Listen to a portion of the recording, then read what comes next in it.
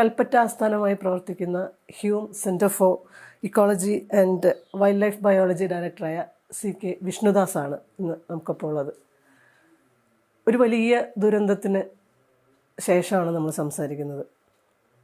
വയനാട് മേപ്പാടിയിലെ മുണ്ടക്കയിലുണ്ടായ ഇന്ത്യയിൽ തന്നെ ഉണ്ടായിട്ടുള്ള ഏറ്റവും വലിയ ഉരുൾപൊട്ടലുകളിലൊന്ന് എന്ന് നമുക്ക് പറയാവുന്ന ഒരു വലിയ ഉരുൾപൊട്ടൽ, കേരളത്തിൻ്റെ ചരിത്രത്തിൽ തന്നെ സമാനതകളില്ലാത്ത ദുരന്തമായി മാറിയ ഒന്ന്. ഇന്നത്തെ ഏറ്റവും പുതിയ കണക്കനുസരിച്ച് 400-ലേറെ പേർ മരിച്ചു. ഇനിയും 100-ലേറെ പേരെ മണ്ണിനടിയിലാണ്, കണ്ടെത്താൻ പറ്റിയിട്ടുമില്ല. ഈ ദുരന്തത്തിന് ശേഷം പലതരത്തിലുള്ള ചർച്ചകൾ ഉയർന്നു വന്നിട്ടുണ്ട്. നമുക്ക് ഒരു ഉരുൾപൊട്ടലിൻ്റെ സാധ്യത മുൻകൂട്ടി പ്രവചിക്കാൻ സാധിക്കുമോ? അതിനുള്ള എന്തൊക്കെ പ്രിക്കോഷൻസ് എടുക്കാൻ പറ്റും? അതിൻ്റെ ഭൂമിശാസ്ത്രപരമായ പ്രത്യേകത. ഗാഡ്ഗിൽ കമ്മിറ്റി റിപ്പോർട്ട് വീണ്ടും ചർച്ചയിലേക്ക് വരുന്നു. ദുരന്ത നിവാരണത്തിൻ്റെ കാര്യങ്ങളെക്കുറിച്ച് വീണ്ടും എങ്ങനെ കുറച്ചുകൂടി ക്രിയേറ്റീവായിട്ട് സംഗതികൾ നാം എന്ന് വരുന്നു. സ്റ്റേറ്റ് തലത്തിലും സാധാരണ മനുഷ്യരും സയൻറ്റിഫിക് കമ്മ്യൂണിറ്റിയും ഒക്കെ ഈ ഇതിൽ ചർച്ചകൾ കൂടുതൽ ക്രിയേറ്റീവായിട്ട് സജീവമായൊരു പശ്ചാത്തലം കൂടെ ഇതിനുണ്ട്. ഒപ്പം വലിയ ദുരന്തം, ആളുകളുടെ ജീവൻ നഷ്ടപ്പെട്ട ഒരു സന്ദർഭം കൂടിയാണ്. ഈ ദുരന്തം ഇവിടെ കൽപ്പറ്റ തന്നെ വയനാടിനെ പ്രത്യേകമായിട്ട് പഠിച്ചിട്ടുള്ള, അതിൻ്റെ ഇക്കോളജിയെക്കുറിച്ച് ആഴത്തിൽ പഠിച്ചിട്ടുള്ള ഒരാളെന്നുള്ള രീതിയിൽ എന്ന് മാത്രമല്ല 2020 ശാസ്ത്ര സാഹിത്യ പരിഷത്തുമായിട്ട് ചേർന്നിട്ട് വയനാട്ടിലെ ഈ ഉരുൾപൊട്ടൽ സാധ്യതകളെക്കുറിച്ചുള്ള ഒരു വലിയ ആഴത്തിലുള്ള പഠനവും കൂടെ നിങ്ങൾ നടത്തിയിട്ടുണ്ട്. അതും ഇപ്പോൾ വലിയ ചർച്ചയിൽ നിൽക്കുന്നുണ്ട്. ഈ ഇപ്പോഴുണ്ടായ മുണ്ടക്കയിലുണ്ടായ ദുരന്തത്തെ മുൻകൂട്ടി കാണാൻ കഴിഞ്ഞിരുന്നു, അത് മുന്നറിയിപ്പുകളും അർത്ഥത്തിൽ കൊടുത്തിരുന്നു എന്നുമാണ് നമുക്കറിയാൻ സാധിക്കുന്നത്. ഇതിൻ്റെ ഒരു വ്യാപ്തി എത്രത്തോളം ഉണ്ട്? എന്തായിരുന്നു ആ മുന്നറിയിപ്പ്? ആക്ച്വലി നമ്മൾ പറയുകയാണെങ്കിൽ 2018 ചെറിയൊരു ഹിസ്റ്ററി പറയണം. 2018 നമുക്ക് ഈ പറഞ്ഞ മാതിരി ഹൈ റെയിൻഫാൾ വരുന്നത്. പക്ഷേ extreme meso scale cloud based എന്ന് പറയുന്ന പക്ഷേ ഡോക്ടർ അഭിലാഷൊക്കെ പറയുന്ന ഒരു കാര്യം. അതിൻ്റെ ഭാഗമായിട്ട് 2018 നമുക്ക് കുറിച്ചരമല സ്ഥലത്ത് അന്നത്തെ ഒരു ആനുവൽ റെയിൻഫാൾ അവിടെ കിട്ടിക്കുന്ന 4330 മില്ലിമീറ്ററാണ്. ഡിക്കഡൽ ആവറേജ് എന്ന് പറഞ്ഞാൽ 2300 ഈ എക്സസ് റെയിൻഫാൾ എന്ന് പറഞ്ഞാൽ ഓൾമോസ്റ്റ് 2 വർഷത്തെ റെയിൻഫാളാണ് അവിടെ. അതിൽ മേജർ പോർഷൻ വന്നത് ഓഗസ്റ്റ് മാസത്തിലാണ്. അപ്പം അതിഭയങ്കരമായിട്ടുള്ളൊരു ഉരുൾപൊട്ടലുണ്ടായി. അന്ന് കുറേ 5-8 വീടുകൾ പോയി, സ്കൂളുകളൊക്കെ പോയി. ഇത് ഫസ്റ്റത്തെയാണ്. ആ സമയത്ത് വയനാടിൻ്റെ എല്ലാ സ്ഥലങ്ങളിലും ധാരാളം ഉരുൾപൊട്ടലുണ്ടായി, മണ്ണിടിച്ചിലുകളുണ്ടായി. ഇപ്പോൾ 2-3 തരത്തിൽ കാണാം. ഒന്ന് ഡെബ്രിസ് ഫ്ലോ എന്ന് നമ്മൾ പറയുന്ന ഉരുൾപൊട്ടൽ, പണ്ട് സ്ലംപിംഗ് എന്ന് പറഞ്ഞിട്ട് ഹില്ലിൻ്റെ സ്ലൈഡ് താഴോട്ട് വരുന്നത്, റോഡ് സൈഡുകൾ മണ്ണിടിയുന്നത്. പിന്നെ വേറൊരു കാറ്റഗറി ലാൻഡ് സബ്സിഡൻസ് ആണ്, ഭൂമി താഴോട്ട് വാങ്ങിയിട്ട് നിരങ്ങി നീങ്ങുന്നത്. ഇങ്ങനെ 4-5 പ്രതിഭാസങ്ങൾ വയനാട്ടിലുണ്ടായിരുന്നു. ആ സമയത്താണ് നമ്മൾ വയനാട്ടിൽ ഈ സ്റ്റഡി നടത്തുന്നത്. അതായത് ഈച്ച് ആൻഡ് എവറി ലൊക്കേഷൻസ് നമ്മൾ ജിയോ ടാഗ്ഡായിട്ട് വിത്ത് ഫോട്ടോഗ്രാഫ് മാപ്പ് ചെയ്തു. പിന്നീട് നമ്മൾ അതിനൊരു ലോജിസ്റ്റിക് റിഗ്രഷൻ മോഡൽ വഴി അത്രയും ഡാറ്റാ സെറ്റ് ഉള്ളത് കൊണ്ടാണ് നമുക്ക് ഈ മോഡൽ ചെയ്യാൻ പറ്റുന്നത്. മോഡൽ ചെയ്തിട്ട് ലാൻഡ് സൈഡ് സസെപ്റ്റിബിലിറ്റി മാപ്പ് നമ്മൾ പുറത്തു വിടുക. എന്നിട്ട് നമ്മൾ നോക്കിയപ്പോൾ വയനാട്ടിൽ കൂടുതൽ സ്ഥലങ്ങൾ ഇതിൽ വരുന്നുണ്ട്. എന്ന് വെച്ചാൽ നമ്മൾ സാധാരണ ഒരു ലാൻഡ് സൈഡ് സസെപ്റ്റിബിലിറ്റി മാപ്പ് ഉണ്ടാക്കുമ്പോൾ കൺവെൻഷനിൽ നമ്മൾ ചെയ്യുന്നത് സ്ലോപ്പാണ് പ്രധാനമായിട്ട് നോക്കുക. പിന്നെ അവിടുത്തെ soil type, proximity to streams അങ്ങനെയൊക്കെയാണ്. അപ്പോൾ അതിൽ നമ്മൾ ചെയ്ത് കഴിഞ്ഞാൽ നമുക്ക് കാണാൻ പറ്റുക വെച്ചാൽ കൺവെൻഷനലായിട്ട് ഏറ്റവും കൂടുതൽ സ്ലോപ്പുള്ള മലഞ്ചെരുവുകളാണ് ലാൻഡ് സ്ലൈഡ് പ്രോൺ എന്ന് പറയാൻ പറ്റും. പക്ഷേ ഇതിൽ അതിന് പുറത്താണ് മഡ് സ്ലിപ്സ് ഒക്കെ ഉണ്ടായിട്ടുള്ളത്. അപ്പോൾ അങ്ങനെ വരുമ്പോൾ എന്ന് വെച്ചാൽ നമുക്ക് വേറെയും ചില പാരാമീറ്റേഴ്സ് ഉണ്ട്. അതിൽ നമ്മൾ കൺസിഡർ ചെയ്തൊന്ന് ലാൻഡ് ഫ്രാഗ്മെൻറ്റേഷനാണ്. ഇപ്പോൾ ഒരു ഹില്ലിൻ്റെ സ്ലോപ്പിനെ ഓൾട്ടർ ചെയ്യുന്ന ലാൻഡ് ഫ്രാഗ്മെൻറ്റേഷൻ ഒരു വേരിയബിളായിട്ട് ഇരിക്കുകയെ അത് നമ്മൾ കൺസിഡർ ചെയ്യാതെ ഒരു ലാൻഡ് സൈഡ് സസെപ്റ്റിബിലിറ്റി മാപ്പ് ഉണ്ടാക്കിയാൽ നമ്മളെ ഫോറസ്റ്റ് ഏരിയ മാത്രമേ അതിനകത്ത് വരുള്ളൂ. അപ്പോൾ മനുഷ്യർക്ക് ഒരു വാണിംഗ് കൊടുക്കുക എന്നുള്ളതാണ് നമ്മുടെ ഒരു ഉദ്ദേശം. എങ്ങനെ ഇത് കുറയ്ക്കുക എന്നുള്ളത്. അപ്പോൾ മനുഷ്യർ ചെയ്യുന്ന പ്രവർത്തികളെ കൂടി ഒരു സയൻറ്റിഫിക് ഒരു പാരാമീറ്ററായിട്ട് വെക്കണം. അത് വെച്ചിട്ട് നമ്മൾ ചെയ്തിട്ടുള്ള ഒരു ലാൻഡ് സൈഡ് സസെപ്റ്റിബിലിറ്റി ആണ് നമ്മൾ പുറത്തു വിട്ടത്. അതിൽ നമുക്ക് കൂടുതൽ പ്രദേശം സസെപ്റ്റിബിൾ സ്കെയിൽ എന്ന് പറഞ്ഞാൽ നമ്മളിപ്പോൾ ഒരു വയനാട്ടിലെ എൻറ്റയർ വയനാടാണ് നമ്മൾ ഇത് ചെയ്തിട്ടുള്ളത്. അതിനുശേഷം നമ്മൾ ചെയ്തിട്ടുള്ളത് ഇതിനെ ഒരു 3 സോണുകളാക്കി തിരിച്ചു. High susceptibility zone, medium and low. തീവ്ര സാധ്യതയുള്ളത്, മീഡിയം സാധ്യതയുള്ളത്, മിനിമം സാധ്യതയുള്ളത്, ഇങ്ങനെ 3 തിരിച്ചു. കാരണം മനുഷ്യർ താമസിക്കുന്ന ചെറിയ കുന്നുകളിലൊക്കെ ഒരു മഡ് സ്ലിപ്പ് സാധ്യതയുണ്ട്. പ്രൊവൈഡഡ് നമ്മൾ ഈ പറഞ്ഞ അതിനെ ഫ്രാഗ്മെൻറ്റഡ് ലാൻഡ്സ്കേപ്പിൽ നമ്മൾ ഈ പറഞ്ഞ മാതിരി ഒരു 300, 350 അല്ല 500 മില്ലിമീറ്റർ മഴ പെയ്ത് കഴിഞ്ഞാൽ അതിൻ്റെ ഇടിയാൻ സാധ്യതയുണ്ട്. അപ്പോൾ അതിൻ്റെ ഒരു ഏറ്റവും നല്ല കേസ് സ്റ്റഡി എന്ന് പറഞ്ഞു കഴിഞ്ഞാൽ വൈത്തിരി പഞ്ചായത്തിൽ അന്ന് നമ്മൾ കണ്ടെത്തിയതിനകത്ത് ഒരു 100-ലധികം സ്ഥലങ്ങളിൽ മണ്ണിടിച്ചിലും ഡെബ്രിസ് ഫ്ലോ എന്ന് പറഞ്ഞാൽ നമ്മളെ ലാൻഡ് സ്ലൈഡും ഉണ്ടായിട്ടുണ്ട്, ഉരുൾപൊട്ടൽ ഉണ്ടായിട്ടുണ്ട്. അപ്പോൾ ഇതെല്ലാം കൂടി നോക്കുന്ന സമയത്ത് അതിൽ 41% വന്നത് വീടുകളുടെ പുറകിലാണ്. 40% വീടുകൾ മുറിച്ചിട്ട്, അതായത് കുന്നു മുറിച്ചിട്ട് വീട് വയ്ക്കും. മറ്റേത് നമ്മൾ റോഡുകൾ ഉണ്ടാക്കുന്ന സമയത്ത് നമ്മൾ റോഡിന് വേണ്ടിയിട്ട് മഡ് കട്ട് ചെയ്യും. അപ്പോൾ ഇത്തരം സ്ഥലങ്ങളൊക്കെ ഇടിയാണ്. ഇങ്ങനെ പല സ്ഥലത്ത് ഇടിയുമ്പം അത് വലിയ സ്ലൈഡായിട്ട് ആളുകൾ അതിൽ പെടും. അപ്പം നമ്മളെ സംബന്ധിച്ച് ഒരു നാച്ചുറൽ ഡിസാസ്റ്റർ എന്ന് പറഞ്ഞു കഴിഞ്ഞാൽ മനുഷ്യരതിൽ പെടുമ്പോഴാണല്ലോ അത് ഡിസാസ്റ്റർ ആവുന്നത്. അല്ലെങ്കിൽ ഇത് പ്രകൃതിയുടെ ഒരു പ്രോസസ്സാണ്, നമുക്ക് അതിൽ യാതൊരു സ്റ്റേക്കും ഇല്ല. അത് മില്യൺസ് ഓഫ് ഇയേഴ്സ് ആയിട്ട് ഈ ക്യാമൽസം മൗണ്ടനൊക്കെ ഒലിച്ചു പോയിക്കൊണ്ടേയിരിക്കുകയാണ്. അതിൻ്റെ ഭാഗമായിട്ടാണ് നമ്മൾ പലതും കാണുന്നത്. അപ്പോൾ അതിൽ മനുഷ്യർ ഉള്ള ഒരു ഡിസാസ്റ്റർ ആവാതിരിക്കണമെങ്കിൽ ഈ പ്രദേശത്തിൻ്റെ കൂടി സസെപ്റ്റബിലിറ്റി നമ്മൾ മനസ്സിലാക്കണം. അങ്ങനെയാണ് നമ്മുടെ ഒരു സ്റ്റഡി നമ്മൾ ചെയ്തിട്ടുള്ളത്. അതിൽ നിന്ന് നമുക്ക് മനസ്സിലായത് പ്രൈമറി ട്രിഗറിങ് ഫാക്ടർ മഴയാണ്. അതായത് നമ്മൾ നോക്കുമ്പോൾ ഇത് പറഞ്ഞ മാതിരി 2 വർഷത്തെ മഴ ഒരു വർഷം പെയ്ത് കഴിഞ്ഞാൽ തീർച്ചയായിട്ടും നമ്മൾ മലയാളത്തിൽ താങ്ങാൻ പറ്റില്ല. എല്ലാം ഒരു 45 ഡിഗ്രി സ്ലോപ്പുള്ള സ്ഥലം, 32 എബോ ആണ്. എക്സാമ്പിൾ നോക്കുകയാണെങ്കിൽ ഇപ്പോൾ വയനാടിൻ്റെ തെക്കും നോക്കുകയാണെങ്കിൽ ക്യാമൽസം മലനിരകൾ, ചെമ്പ്ര വെള്ളരിമല, അവിടെ ഹയസ്റ്റ് പീക്ക് തന്നെ 2300 മീറ്ററാണ്. വാവുൾ മല ഇപ്പം മുണ്ടക്കയിൻ്റെ ടോപ്പ്. പിന്നെ അവിടുന്ന് എളമ്പലേരി, പിന്നെ കാട്ടിമറ്റം എന്ന് പറഞ്ഞിട്ട് 2000 മീറ്റർ, ചെമ്പ്ര 1850 മീറ്റർ, അങ്ങനെ പോകും. പിന്നെ ഒരു ഡ്രോപ്പാണ് ലക്കിടി പാസ് നമ്മൾ കടന്നു വരുന്നത്. ലക്കിടി പാസിൽ 900 മീറ്റേഴ്സ് എലവേഷനുള്ളൂ. അതിൽ കൂടിയാണ് നമ്മൾ വയനാട്ടിലേക്ക് കടക്കുന്നത്. അത് കഴിഞ്ഞാൽ വീണ്ടും മല ഉയർത്ത് കയറും. അമ്പ വണ്ണാത്തിമല എന്ന് പറഞ്ഞാൽ ഏകദേശം 1100 മീറ്ററായി. വണ്ണാത്തിമലേൻ്റെ ടോപ്പ് 1450 മീറ്റർ, കുരിച്ചർമല 1500 മീറ്റർ. അത് കഴിഞ്ഞാൽ വീണ്ടും ഒരു ഡ്രോപ്പാണ്. ഇത് 800 മീറ്റർ 900 മീറ്റർ. അവിടെ ബാണാസുര റിസർവയർ, ബാണാസുര റിസർവയർ നീണ്ടു നടന്നു കഴിഞ്ഞാൽ കക്കയ റിസർവയർ എത്തി. ഇത് നോക്കണം, ഇതൊക്കെ ഒരേ ടെറയിലാണ്. ബാണാസുര റിസർവയറിൻ്റെ അപ്പർ സൈഡ് കഴിഞ്ഞാൽ വീണ്ടും മല ഉയരത്തിൽ പോകും, 2050 മീറ്റർ ഉയരത്തിലേക്ക്. അത് ഹയസ്റ്റ് പീക്കാണ്. 2050 മീറ്റർ കഴിഞ്ഞു. അത് കഴിഞ്ഞാൽ പിന്നെ മക്കിമല സൈഡിലേക്ക് ഗ്രാജുവലി ഡ്രോപ്പ് ചെയ്ത് കഴിഞ്ഞാൽ പിന്നെ നമുക്ക് കുറ്റ്യാടി പാസ്സായി. കുറ്റ്യാടി പാസ്സിൽ 800, 900 മീറ്റർ ഹൈറ്റുള്ളൂ. അത് കഴിഞ്ഞ് ഫർദർ പേരിയ സൈഡിലേക്ക് പോയി കഴിഞ്ഞാൽ നമുക്ക് പിന്നെ ബ്രഹ്മഗിരീസ് വരും. അത് കുറച്ചും കൂടിയും ഈസ്റ്റേൺ സൈഡിലുള്ള മൗണ്ടൻ. ഇതാണ് നമ്മുടെ ടോപ്പോഗ്രഫി. ഈ മലഞ്ചെരിവുകളൊക്കെ വെസ്റ്റേൺ ഗാട്സിൻ്റെ ഭാഗമാണ്. അപ്പോൾ അവിടെയാണ് നമുക്ക് ഹൈ സസെപ്റ്റബിലിറ്റി ഏരിയാസ് ഉള്ളത്. അതിൽ ഏകദേശം ഒരു 17 പഞ്ചായത്തുകൾ വരും. അപ്പോൾ ഈ പ്രദേശത്ത് ഇത്രയും ശക്തമായിട്ട് മഴ പെയ്യുമ്പോൾ നമ്മൾ നോക്കിയത് മഴയെ ട്രാക്ക് ചെയ്യാൻ വേണ്ടിയിട്ട് നമുക്ക് എങ്ങനെ പറ്റും. ഒരു സാധാരണ ഒരു ലോജിക്കൽ ക്വസ്റ്റ്യനാണ്. മഴയാണ് ട്രിഗർ ചെയ്യുന്നതെങ്കിൽ മഴയെ നമുക്ക് ട്രാക്ക് ചെയ്യാൻ പറ്റുമെന്നുള്ളതാണ്. അങ്ങനെയാണ് നമ്മൾ ഈ റെയിൻ ഗേജിൻ്റെ ഒരു ഐഡിയ വരുന്നത്. അപ്പം നമ്മൾ വയനാടിന് എന്തെന്ന് വെച്ച് കഴിഞ്ഞാൽ 25 സ്ക്വയർ കിലോമീറ്ററിലെ ഗ്രിഡുകളാക്കി തിരിച്ചു. മൊത്തം 2132 സ്ക്വയർ കിലോമീറ്ററാണ് വയനാടിൻ്റെ ഒരു ടോട്ടൽ ഏരിയ. ഇതിനെ നമ്മൾ ഗ്രിഡാക്കി, എന്ന് വെച്ചാൽ ചെറിയ സ്ക്വയറുകൾ 5x5 കിലോമീറ്റർ സ്ക്വയർ. എന്നിട്ട് ഓരോ ഗ്രിഡിലും നമ്മൾ റെയിൻ ഗേജ് എസ്റ്റാബ്ലിഷ് ചെയ്തു. അപ്പോൾ അത് ചെയ്തിട്ട് നമുക്ക് കുറച്ച് ലോക്കൽ ആൾക്കാർ, അന്ന് കേരള ശാസ്ത്ര പരിഷത്തിൽ ഇതിൽ സയൻസിൽ ഇൻട്രസ്റ്റുള്ള ആൾക്കാരാണെങ്കിൽ കുറച്ചും കൂടി കൃത്യതയോട് കൂടിയിട്ട് കിട്ടും. അപ്പോൾ അവർ നമ്മൾ ആരെ കൂട്ടെന്ന് പറഞ്ഞപ്പോഴാണ് ഇവർ മുമ്പോട്ടൊന്ന് ഞങ്ങൾ കൂടാന്ന് പറഞ്ഞു. അങ്ങനെ നമ്മൾ കൃഷിക്കാരെ കണ്ടു, വിദ്യാർത്ഥികൾ, അധ്യാപകർ ഇവരെ കണ്ടു, അവരെ ട്രെയിൻ ചെയ്ത് കൊടുത്തു, റെയിൻ ഗേജ് വാങ്ങി വെച്ചു. പിന്നെ അവരെല്ലാവരും കൂടി ഡെയിലി രാവിലെ IMDയുടെ സ്റ്റാൻഡേർഡ് ടൈം പ്രകാരം 8 മണിയാകുമ്പോഴത്തേക്കും മഴ കളന്നൊരു ഗ്രൂപ്പിലിടും. ഇതിപ്പോൾ 4 വർഷമായി. 2019 നമ്മൾ തുടങ്ങി. എല്ലാ ദിവസവും ഇതിലേക്ക് 24 hours വർക്കാണ്. മൺസൂൺ കഴിഞ്ഞ് കഴിഞ്ഞാൽ ഇപ്പോൾ നമ്മൾ ടെമ്പറേച്ചർ മോണിറ്റർ ചെയ്യുന്നുണ്ട്. അതായത് വയനാട്ടിൽ ഈ ഗ്രിഡുകളിലൊക്കെ തന്നെ തെർമോമീറ്റർ വെച്ചിട്ടുണ്ട്. എന്താണെന്ന് വെച്ച് കഴിഞ്ഞാൽ ഹീറ്റ് എങ്ങനെയാണ് വരുന്നത്. ഇപ്പോൾ കഴിഞ്ഞ സമ്മറിൽ നമുക്ക് കേരളത്തിൽ ഹീറ്റ് വേവ്സ് വന്നല്ലോ. ഇപ്പോൾ വയനാട്ടിലെ ടെമ്പറേച്ചർ എത്ര കൂടുന്നു നമുക്ക് കൃത്യമായിട്ട് അറിയാം. 34 ഡിഗ്രി 35 ഡിഗ്രി. പക്ഷേ ടെമ്പറേച്ചർ കുറച്ചും കൂടി സെൻസിറ്റീവാണ്. അത് ഞാൻ പിന്നീട് പറയാം. റെയിൻഫാൾ നമുക്ക് കിട്ടിക്കഴിഞ്ഞാൽ ഡെയിലി ഡാറ്റ ഇവിടെ വന്നു കഴിഞ്ഞാൽ ഗ്രൂപ്പിൽ നിന്ന് നമ്മളിപ്പോൾ ഒരു ക്ലൈമറ്റ് ലാബ് പോലെ എസ്റ്റാബ്ലിഷ് ചെയ്തിട്ടുണ്ട്. അപ്പോൾ നമ്മളതിൽ ജിയോളജി പഠിച്ചിട്ടുള്ള ആൾക്കാരും, ഡിസാസ്റ്റർ മാനേജ്മെൻറ്റ്, പിന്നെ ജോഗ്രഫി, ഹസാർഡ് അനലിസ്റ്റ് പോലെ ഇത്ര ഒരു ടീം, ഒരു മൾട്ടി ഡിസിപ്ലിനറി ടീമാണ് വർക്ക് ചെയ്യുന്നത്.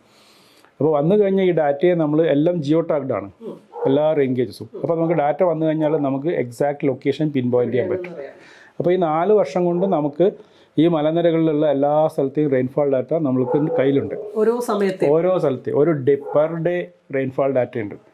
അപ്പോൾ നമുക്ക് നോക്കാൻ പറ്റുമ്പോൾ വളരെ വേറൊരു സർക്കാർ സംവിധാനത്തിൽ ഇല്ല. ഇതിപ്പോൾ നമ്മൾ എല്ലാവർക്കും കൊടുക്കുന്നു, അങ്ങനെ അവൈലബിൾ ആക്കിയിട്ടുണ്ട്. ഇതിൽ നിന്ന് പബ്ലിക് ഡൊമൈൻ ഡാറ്റ നമ്മളെ സംബന്ധിച്ച് ഒരു ഓപ്പൺ ഡാറ്റ എന്നുള്ളതാണ്. ജനങ്ങൾ ഡാറ്റ കളക്ട് ചെയ്യുന്നു, അത് അവർക്ക് തന്നെ വൈകുന്നേരം. അപ്പോൾ നമ്മൾ ചെയ്തിരിക്കുന്ന സിസ്റ്റം എന്ന് പറഞ്ഞു കഴിഞ്ഞാൽ ഉച്ചയ്ക്ക് 3 മണിയാകുമ്പോഴത്തേക്കും നമ്മൾ ഡാറ്റ അനലിസിസ് ഔട്ട്പുട്ട് എല്ലാ ദിവസവും ഗ്രൂപ്പിലേക്ക് പോകും.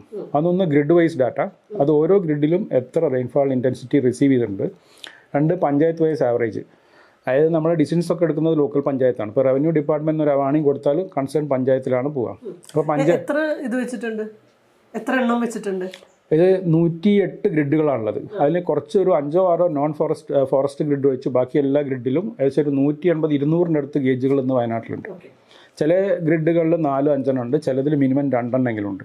ഇത് വെക്കാനുള്ള കാര്യം എന്ന് വെച്ചാൽ ആദ്യം നമ്മൾ ഗ്രിഡിൽ 1 വെച്ചത്. അപ്പോൾ വിതിൻ ദ ഗ്രിഡ് വേരിയബിലിറ്റി ഉണ്ട്. അപ്പോൾ അത് അറിയാനാണ് നമ്മൾ മെല്ലെ ഇത് കൂട്ടിയിട്ട് സ്ട്രെങ്ത് കൂട്ടിയത്. അപ്പോൾ നമുക്കൊരു ഹൈപ്പർ ലോക്കൽ ലെവലിൽ ഡാറ്റ കിട്ടും. അപ്പോൾ ഇത് നമുക്ക് ഓരോ കുന്നിൻ്റെ മേലെ, കുന്നിൻ്റെ ചെരുവുകൾ, ഇപ്പോൾ ലാൻഡ് സ്ലൈഡിൻ്റെ വാണിംഗ് കൊടുത്ത സ്ഥലങ്ങളിൽ ചില 1-2 സ്ഥലത്ത് നമുക്ക് കൂടുതൽ വെക്കാനുണ്ട്. അപ്പോൾ ഇങ്ങനെ കിട്ടിയ ഡാറ്റ നമ്മൾ അനലൈസ് ചെയ്ത് കഴിഞ്ഞാൽ നമുക്ക് ഡെയിലി പഞ്ചായത്ത് ലെവൽ ഒരു ഔട്ട്പുട്ട് മാപ്പ് അങ്ങനെ കൊടുക്കാം. പിന്നെ ലൊക്കേഷൻ വൈസ് നമുക്ക് ഡാറ്റ ചെയ്യാം. പിന്നെ നമ്മൾ ചെയ്യുന്നത് വെച്ചാൽ വയനാട്ടിലെ ഹൈ സെൻസിറ്റിവിറ്റി ഏരിയാസ് ഐഡൻറ്റിഫൈ ചെയ്തിട്ടുണ്ട്. ഒരു 12 ലൊക്കേഷൻസ് ഉണ്ട്. അതിൽ മുണ്ടക്കൈ, പുത്തുമല, പിന്നെ ചെമ്പ്രയുടെ ഫുട്ട് ഹിൽസ്, ലക്കിടി, സുഗന്ധഗിരി, അതുപോലെ കുരിച്ചർമല, വെള്ളമുണ്ട ഭാഗം, തൊണ്ടർനാട്, ബാണാസുരമല, തിരുനെല്ലീൻ്റെ വെസ്റ്റേൺ സ്ലോപ്സ്, ഈ ഏരിയകൾ കംപ്ലീറ്റ് ഹൈലി ലാൻഡ് സ്ലൈഡ് പോണ ഏരിയാസാണ്. ഈ ഓരോ ലാൻഡ് സ്ലൈഡ് പോണ ഏരിയയ്ക്കും നമ്മൾ എവറി ഡേ ഒരു ക്യുമുലേറ്റീവ് റെയിൻഫാൾ ഡാറ്റ അസസ് ചെയ്യുന്നുണ്ട്. അതായത് ലാസ്റ്റ് 5 ഡേയ്സിൽ എത്ര മഴ കിട്ടി. അപ്പോൾ നമുക്ക് ഫോർ എക്സാമ്പിൾ ഇപ്പം മുണ്ടക്കൈ നമ്മൾ നോക്കുകയാണെങ്കിൽ 2020 നമ്മൾ ഈ ഒരു ലാൻഡ് സ്ലൈഡിന് ഒരു വാർണിംഗ് കൊടുക്കാൻ വേണ്ടിയിട്ട് ശ്രമിക്കുന്നത്. അതായത് ഇങ്ങനെ നമുക്ക് ഡാറ്റ കിട്ടിക്കഴിഞ്ഞാൽ പ്രൊവൈഡർ നമ്മളെടുത്ത് ഇതിൻ്റെ ജിയോമോർഫോളജി ഡാറ്റയുണ്ട്, ഏത് സ്ലോപ്പാണ് കൂടുതൽ സാച്ചുറേറ്റ് ആയിട്ടുള്ളതെന്നുള്ള വ്യത്യാസങ്ങളുണ്ട്, അവിടുത്തെ ലാൻഡ് ഫ്രാഗ്മെൻറ്റ് റേഷ്യോ ഉണ്ട്, ഹൈലി വണറബിലിറ്റിയാണ്. അപ്പോൾ അത് നോക്കിയിട്ട് ഓരോ ഗ്രിഡിനും നമ്മളൊരു ത്രഷോൾഡ് വാല്യൂ കൊടുത്തിട്ടുണ്ട്. അതായത് 48 മണിക്കൂറിൽ 600 മില്ലിമീറ്റർ മഴ പെയ്ത് കഴിഞ്ഞാൽ മുണ്ടക്കൈ ഭാഗത്ത് സാധ്യത കൂടുതലാണ്. ബാക്കി എല്ലാ ഫീച്ചേഴ്സും അവിടുത്തെ നമ്മൾ ഫീൽഡിൽ എപ്പോഴും പോകാറുണ്ട്. ഓരോ മൗണ്ടൻസിനെ പറ്റിയിട്ട് നമ്മൾ നോക്കുന്നു, പ്രീവിയസ് ഹിസ്റ്ററി, റോക്കിൻ്റെ അവിടുത്തെ സ്ട്രക്ചർ, പണ്ടുണ്ടായിട്ട് മണ്ണിൻ്റെ ഘടനകൾ, പിന്നെ അവിടുത്തെ ചെരിവ്, ഈ ഫാക്ടറൊക്കെ നോക്കിയിട്ടാണ് നമ്മളവിടെ ഫിക്സ് ചെയ്യുന്നത്. ഇതൊരു സയൻസാണ്. നമ്മൾ ഇത് ഫിക്സ് ചെയ്ത് കഴിഞ്ഞാൽ ഇത്ര മഴ കിട്ടിയാൽ ഇത് കിട്ടുമോ. ഇപ്പോൾ ഫസ്റ്റ് ടെസ്റ്റിംഗ് നടന്നത് 2020. അപ്പോൾ ഇതുപോലെ 2020 6 ദിവസം കൊണ്ട് 1200 മില്ലിമീറ്റർ മഴ കിട്ടി. 6 ദിവസം. It's A very heavy rain. ഇതിനേക്കാൾ കൂടുതലാണ്. അപ്പോൾ അന്ന് നമ്മൾ 6 ദിവസം കൊണ്ട് കിട്ടിയപ്പോൾ നമ്മൾ തലേ ദിവസം ഇതുപോലെ വാർണിംഗ് കൊടുത്തു, ഇന്ന സ്ഥലത്ത് ഉരുൾപൊട്ടൽ സാധ്യത. പ്രത്യേകിച്ച് മുണ്ടക്കൈ ആ ഗ്യാപ്പിൽ തന്നെയാണ് മഴ. അപ്പോൾ നമ്മൾ കൊടുത്തു. അവിടുന്ന് ആൾക്കാരെയൊക്കെ DDMA ആളുകൾക്ക് മാറ്റിയിട്ടുണ്ടായിരുന്നു. നമ്മുടെ സൈഡിലുള്ള അവിടെ തന്നെ ആൾക്കാരെയൊക്കെ മാറ്റി. ഇന്നത്തെ അത്രയും ഹെവി അല്ല. പക്ഷേ പിറ്റേ ദിവസം രാവിലെ 10 മണിക്ക് കൃത്യമായിട്ട് അവിടെ ഉരുൾപൊട്ടി. അത് സാച്ചുറേഷൻ ആയാൽ പൊട്ടും എന്നുള്ളതാണ് നമ്മുടെ ഒരു അസസ്മെൻറ്റ്. അങ്ങനെയാണ് നമ്മൾ ഫസ്റ്റ് ഈ മോഡൽ വർക്ക് ചെയ്യുന്നത്. അങ്ങനെ മാറ്റിയതുകൊണ്ട് മാത്രമാണ് കാഷ്വാലിറ്റി ഇല്ലാണ്ടായത്. അന്ന് കാഷ്വാലിറ്റി ഉണ്ടായില്ല. അത് DDMA അവരെ കേസ് സ്റ്റഡിയിലൊക്കെ എഴുതിയിട്ടുണ്ട് ഈ ഒരു കാര്യം അന്നത്തെ കാലത്തിൽ. അപ്പോൾ അപ്പോഴാണ് നമുക്ക് മനസ്സിലാവുന്നത് നമുക്ക് ആളുകളെ ultimate aim is to save people. അതിലാണ് ഇതിൻ്റെ ഈ റിസർച്ചിൻ്റെ ഒബ്ജക്റ്റീവ്. അത് മാത്രമാണ്. നോട്ട് ലുക്ക് അറ്റ് പറയുന്നത് നമുക്ക് എപ്പോഴാണോ ഈ ട്രിഗർ ചെയ്യുന്നത് അല്ലെങ്കിൽ പവർ പ്രഷറിൽ വരുന്ന വേരിയബിലിറ്റി അത് നോക്കുക എന്നുള്ളതല്ല നമ്മൾ objective to give warning to people whether it is possible through this mechanism. അത് മാത്രമാണ് നമ്മൾ നോക്കുന്നത്. അങ്ങനെയാണ് ഫസ്റ്റിൽ നമ്മളത് കണ്ടത്. അപ്പോൾ അതവിടെ വർക്കൗട്ടായി. പിന്നെ നമ്മൾ അതുപോലെ തന്നെ മറ്റ് മലകളിലും ഇതുപോലെ തന്നെ നമ്മൾ ഒബ്സർവ് ചെയ്യുന്നുണ്ട്. ഇപ്പോൾ ഫോർ എക്സാമ്പിൾ ഇപ്പോൾ ഈ വർഷം നമുക്ക് ലക്കിടിയിലും തൊണ്ടർനാടും 4500 മില്ലിമീറ്റർ മഴയും ഈ ജൂൺ ജൂലൈ മാസത്തിൽ. അതേസമയം അവിടെ തൊണ്ടർനാട് ലാൻഡ് സ്ലൈഡ് ഉണ്ടാവില്ല. അത് നമ്മളവിടെ ത്രഷോൾഡ് എന്ന് പറഞ്ഞു കഴിഞ്ഞാൽ ഒരു 2 ദിവസം ഒക്കെ കൂടിയിട്ട് ഒരു 1000 അല്ലെങ്കിൽ 1200 മില്ലിമീറ്റർ എങ്കിലും വേണം. എന്നാൽ മാത്രമേ അവിടെ ഇടിയുള്ളൂ. കാരണം അവിടുത്തെ ഹിൽസ് എന്ന് പറഞ്ഞു കഴിഞ്ഞെങ്കിൽ ചെറിയ അൺഡുലേറ്റിംഗ് ഹിൽസാണ്. സ്ലോപ്പ് വളരെ കുറവാണ്. ഹ്യൂമൻ ലാൻഡ് സാച്ചുറേറ്റഡ് ആയാലും അവിടെ പെട്ടെന്ന് തന്നെ ഉറവകൾ വന്ന് പുറത്തേക്ക് ഡിസ്ചാർജ് ചെയ്ത് വെള്ളം ഇങ്ങനെ പുഴയിൽ കൂടി ഒഴുകിക്കൊണ്ടിരിക്കും. പിന്നെ നമുക്ക് അവിടെ സ്ലോപ്പും വളരെ ജെൻറ്റിൽ സ്ലോപ്പാണ്. അപ്പോൾ അങ്ങനത്തെ ഒരു സ്ഥലത്ത് നമുക്ക് പിന്നെയും എത്ര വേണമെങ്കിൽ മഴ നമുക്ക് പിടിക്കാൻ പറ്റും. അവിടെ കഴിഞ്ഞ 10 വർഷം 6000 മില്ലിമീറ്റർ കിട്ടിയിട്ടുണ്ട്. വയനാടിൻ്റെ ഭാഗം. അതേസമയം അതിൻ്റെ വെസ്റ്റേൺ സ്ലോപ്പ് റിസ്ക് ആണ്. മീൻസ് കുറ്റ്യാടി പാസ് സ്റ്റീപ്പാണ്. അവിടെ ലാൻഡ് സ്ലൈഡ് ഉണ്ടാവും. അത് കോഴിക്കോട് ജില്ലേൻ്റെ ഭാഗമാണ്. അപ്പോൾ ഈ ടോപ്പോഗ്രഫിയാണ് ഡിസൈഡ് ചെയ്യുന്നത്. നിങ്ങൾക്ക് 1000 മില്ലിമീറ്റർ മഴ കിട്ടിക്കഴിഞ്ഞാൽ ഏത് സൈഡിലേക്കാണ് പോവുക. വയനാടിൻ്റെ ഒരു സ്ഥലത്തേക്ക് വന്നാൽ ഇങ്ങനെയാണ്. അതേസമയം ലക്കിടി ഇപ്പം നമ്മൾ ഘാട്ട് സെക്ഷൻ നോക്കുക. ലക്കിടി ഘാട്ടിൽ ഈ വർഷം 4300-4400 മില്ലിമീറ്റർ മഴ കിട്ടി. ഘാട്ട് സ്റ്റേബിളാണ്. കാരണം അത് റോക്ക് ഫേസ് ആണ്. റോക്കിൻ്റെ മേലെ നമ്മൾ ഓവർബർഡൻ എന്ന് പറഞ്ഞാൽ ഓൾമോസ്റ്റ് 0 ആണ്. ചെറിയ കുറേ മരങ്ങളും കുറച്ച് മണ്ണും ചെറിയ പൊടി കല്ലുകളുമാണ് ഉണ്ടാവുക. അത് ചിലപ്പം ഈ എല്ലാ വർഷവും മരങ്ങൾ വരുന്നതിനനുസരിച്ചിട്ട് അത് അതിൻ്റെ അടുത്തുള്ള കല്ലിനെ മെല്ലെ മെല്ലെ തള്ളി മാറ്റും. പിന്നെ ഒരു നല്ല മഴ കിട്ടിക്കഴിഞ്ഞാൽ ചിലപ്പോൾ ഒരു പോർഷൻ അടന്ന് താഴെ വീഴും. പിന്നെ പീരീഡ് ഓഫ് ടൈം എല്ലാ പാറകളും ദ്രവിച്ചുകൊണ്ടിരിക്കുകയാണ്. പാറകളുടെ ഇടയിൽ വേരുകൾ ഇറങ്ങും, അവർ വലുതായിക്കൊണ്ടിരിക്കും, മെല്ലെ മെല്ലെ തള്ളും, അതിൻ്റെ ഇടയ്ക്ക് വെള്ളം വരും. ഇതൊരു ജിയോളജിക്കൽ പ്രോസസ്സിംഗ് ഇങ്ങനെ നടന്നുകൊണ്ടിരിക്കുകയാണ്. അതിൻ്റെ ഇടയിൽ ചിലപ്പോൾ ഒരു ഹെവി റെയിൻ വന്നു കഴിഞ്ഞാൽ അവിടെ ഒരു സ്ലൈഡ് ഉണ്ടാവും. പാറകൾ അൺസ്റ്റേബിൾ ആണെങ്കിലും വരും. പക്ഷേ ഹെവി നമ്മൾ പറഞ്ഞാൽ ഒരു 4000-5000 മില്ലിമീറ്റർ മഴ വന്നാലും ഈ മൗണ്ടൻ അത്രയും സ്റ്റേബിളാണ്. റോക്ക് ഫേസുകൾ. അതേസമയം ഹെവി ലോഡുള്ള മണ്ണ് കൂടുതലുള്ള, അതായത് വയനാടിൻ്റെ ഒരു ഉൾഭാഗം നമ്മൾ നോക്കുകയാണെങ്കിൽ നമുക്ക് ചില സ്ഥലത്ത് 10 മുതൽ 12 മീറ്ററൊക്കെ ഡെപ്ത് ഉണ്ടാവും മണ്ണുണ്ട്. നമുക്കറിയാം ഒരു ചുവന്ന മണ്ണ് ഒരു കുഴഞ്ഞ് വെള്ളം വെച്ച് കഴിഞ്ഞാൽ അതൊരു പേസ്റ്റ് പോലെ ആവും.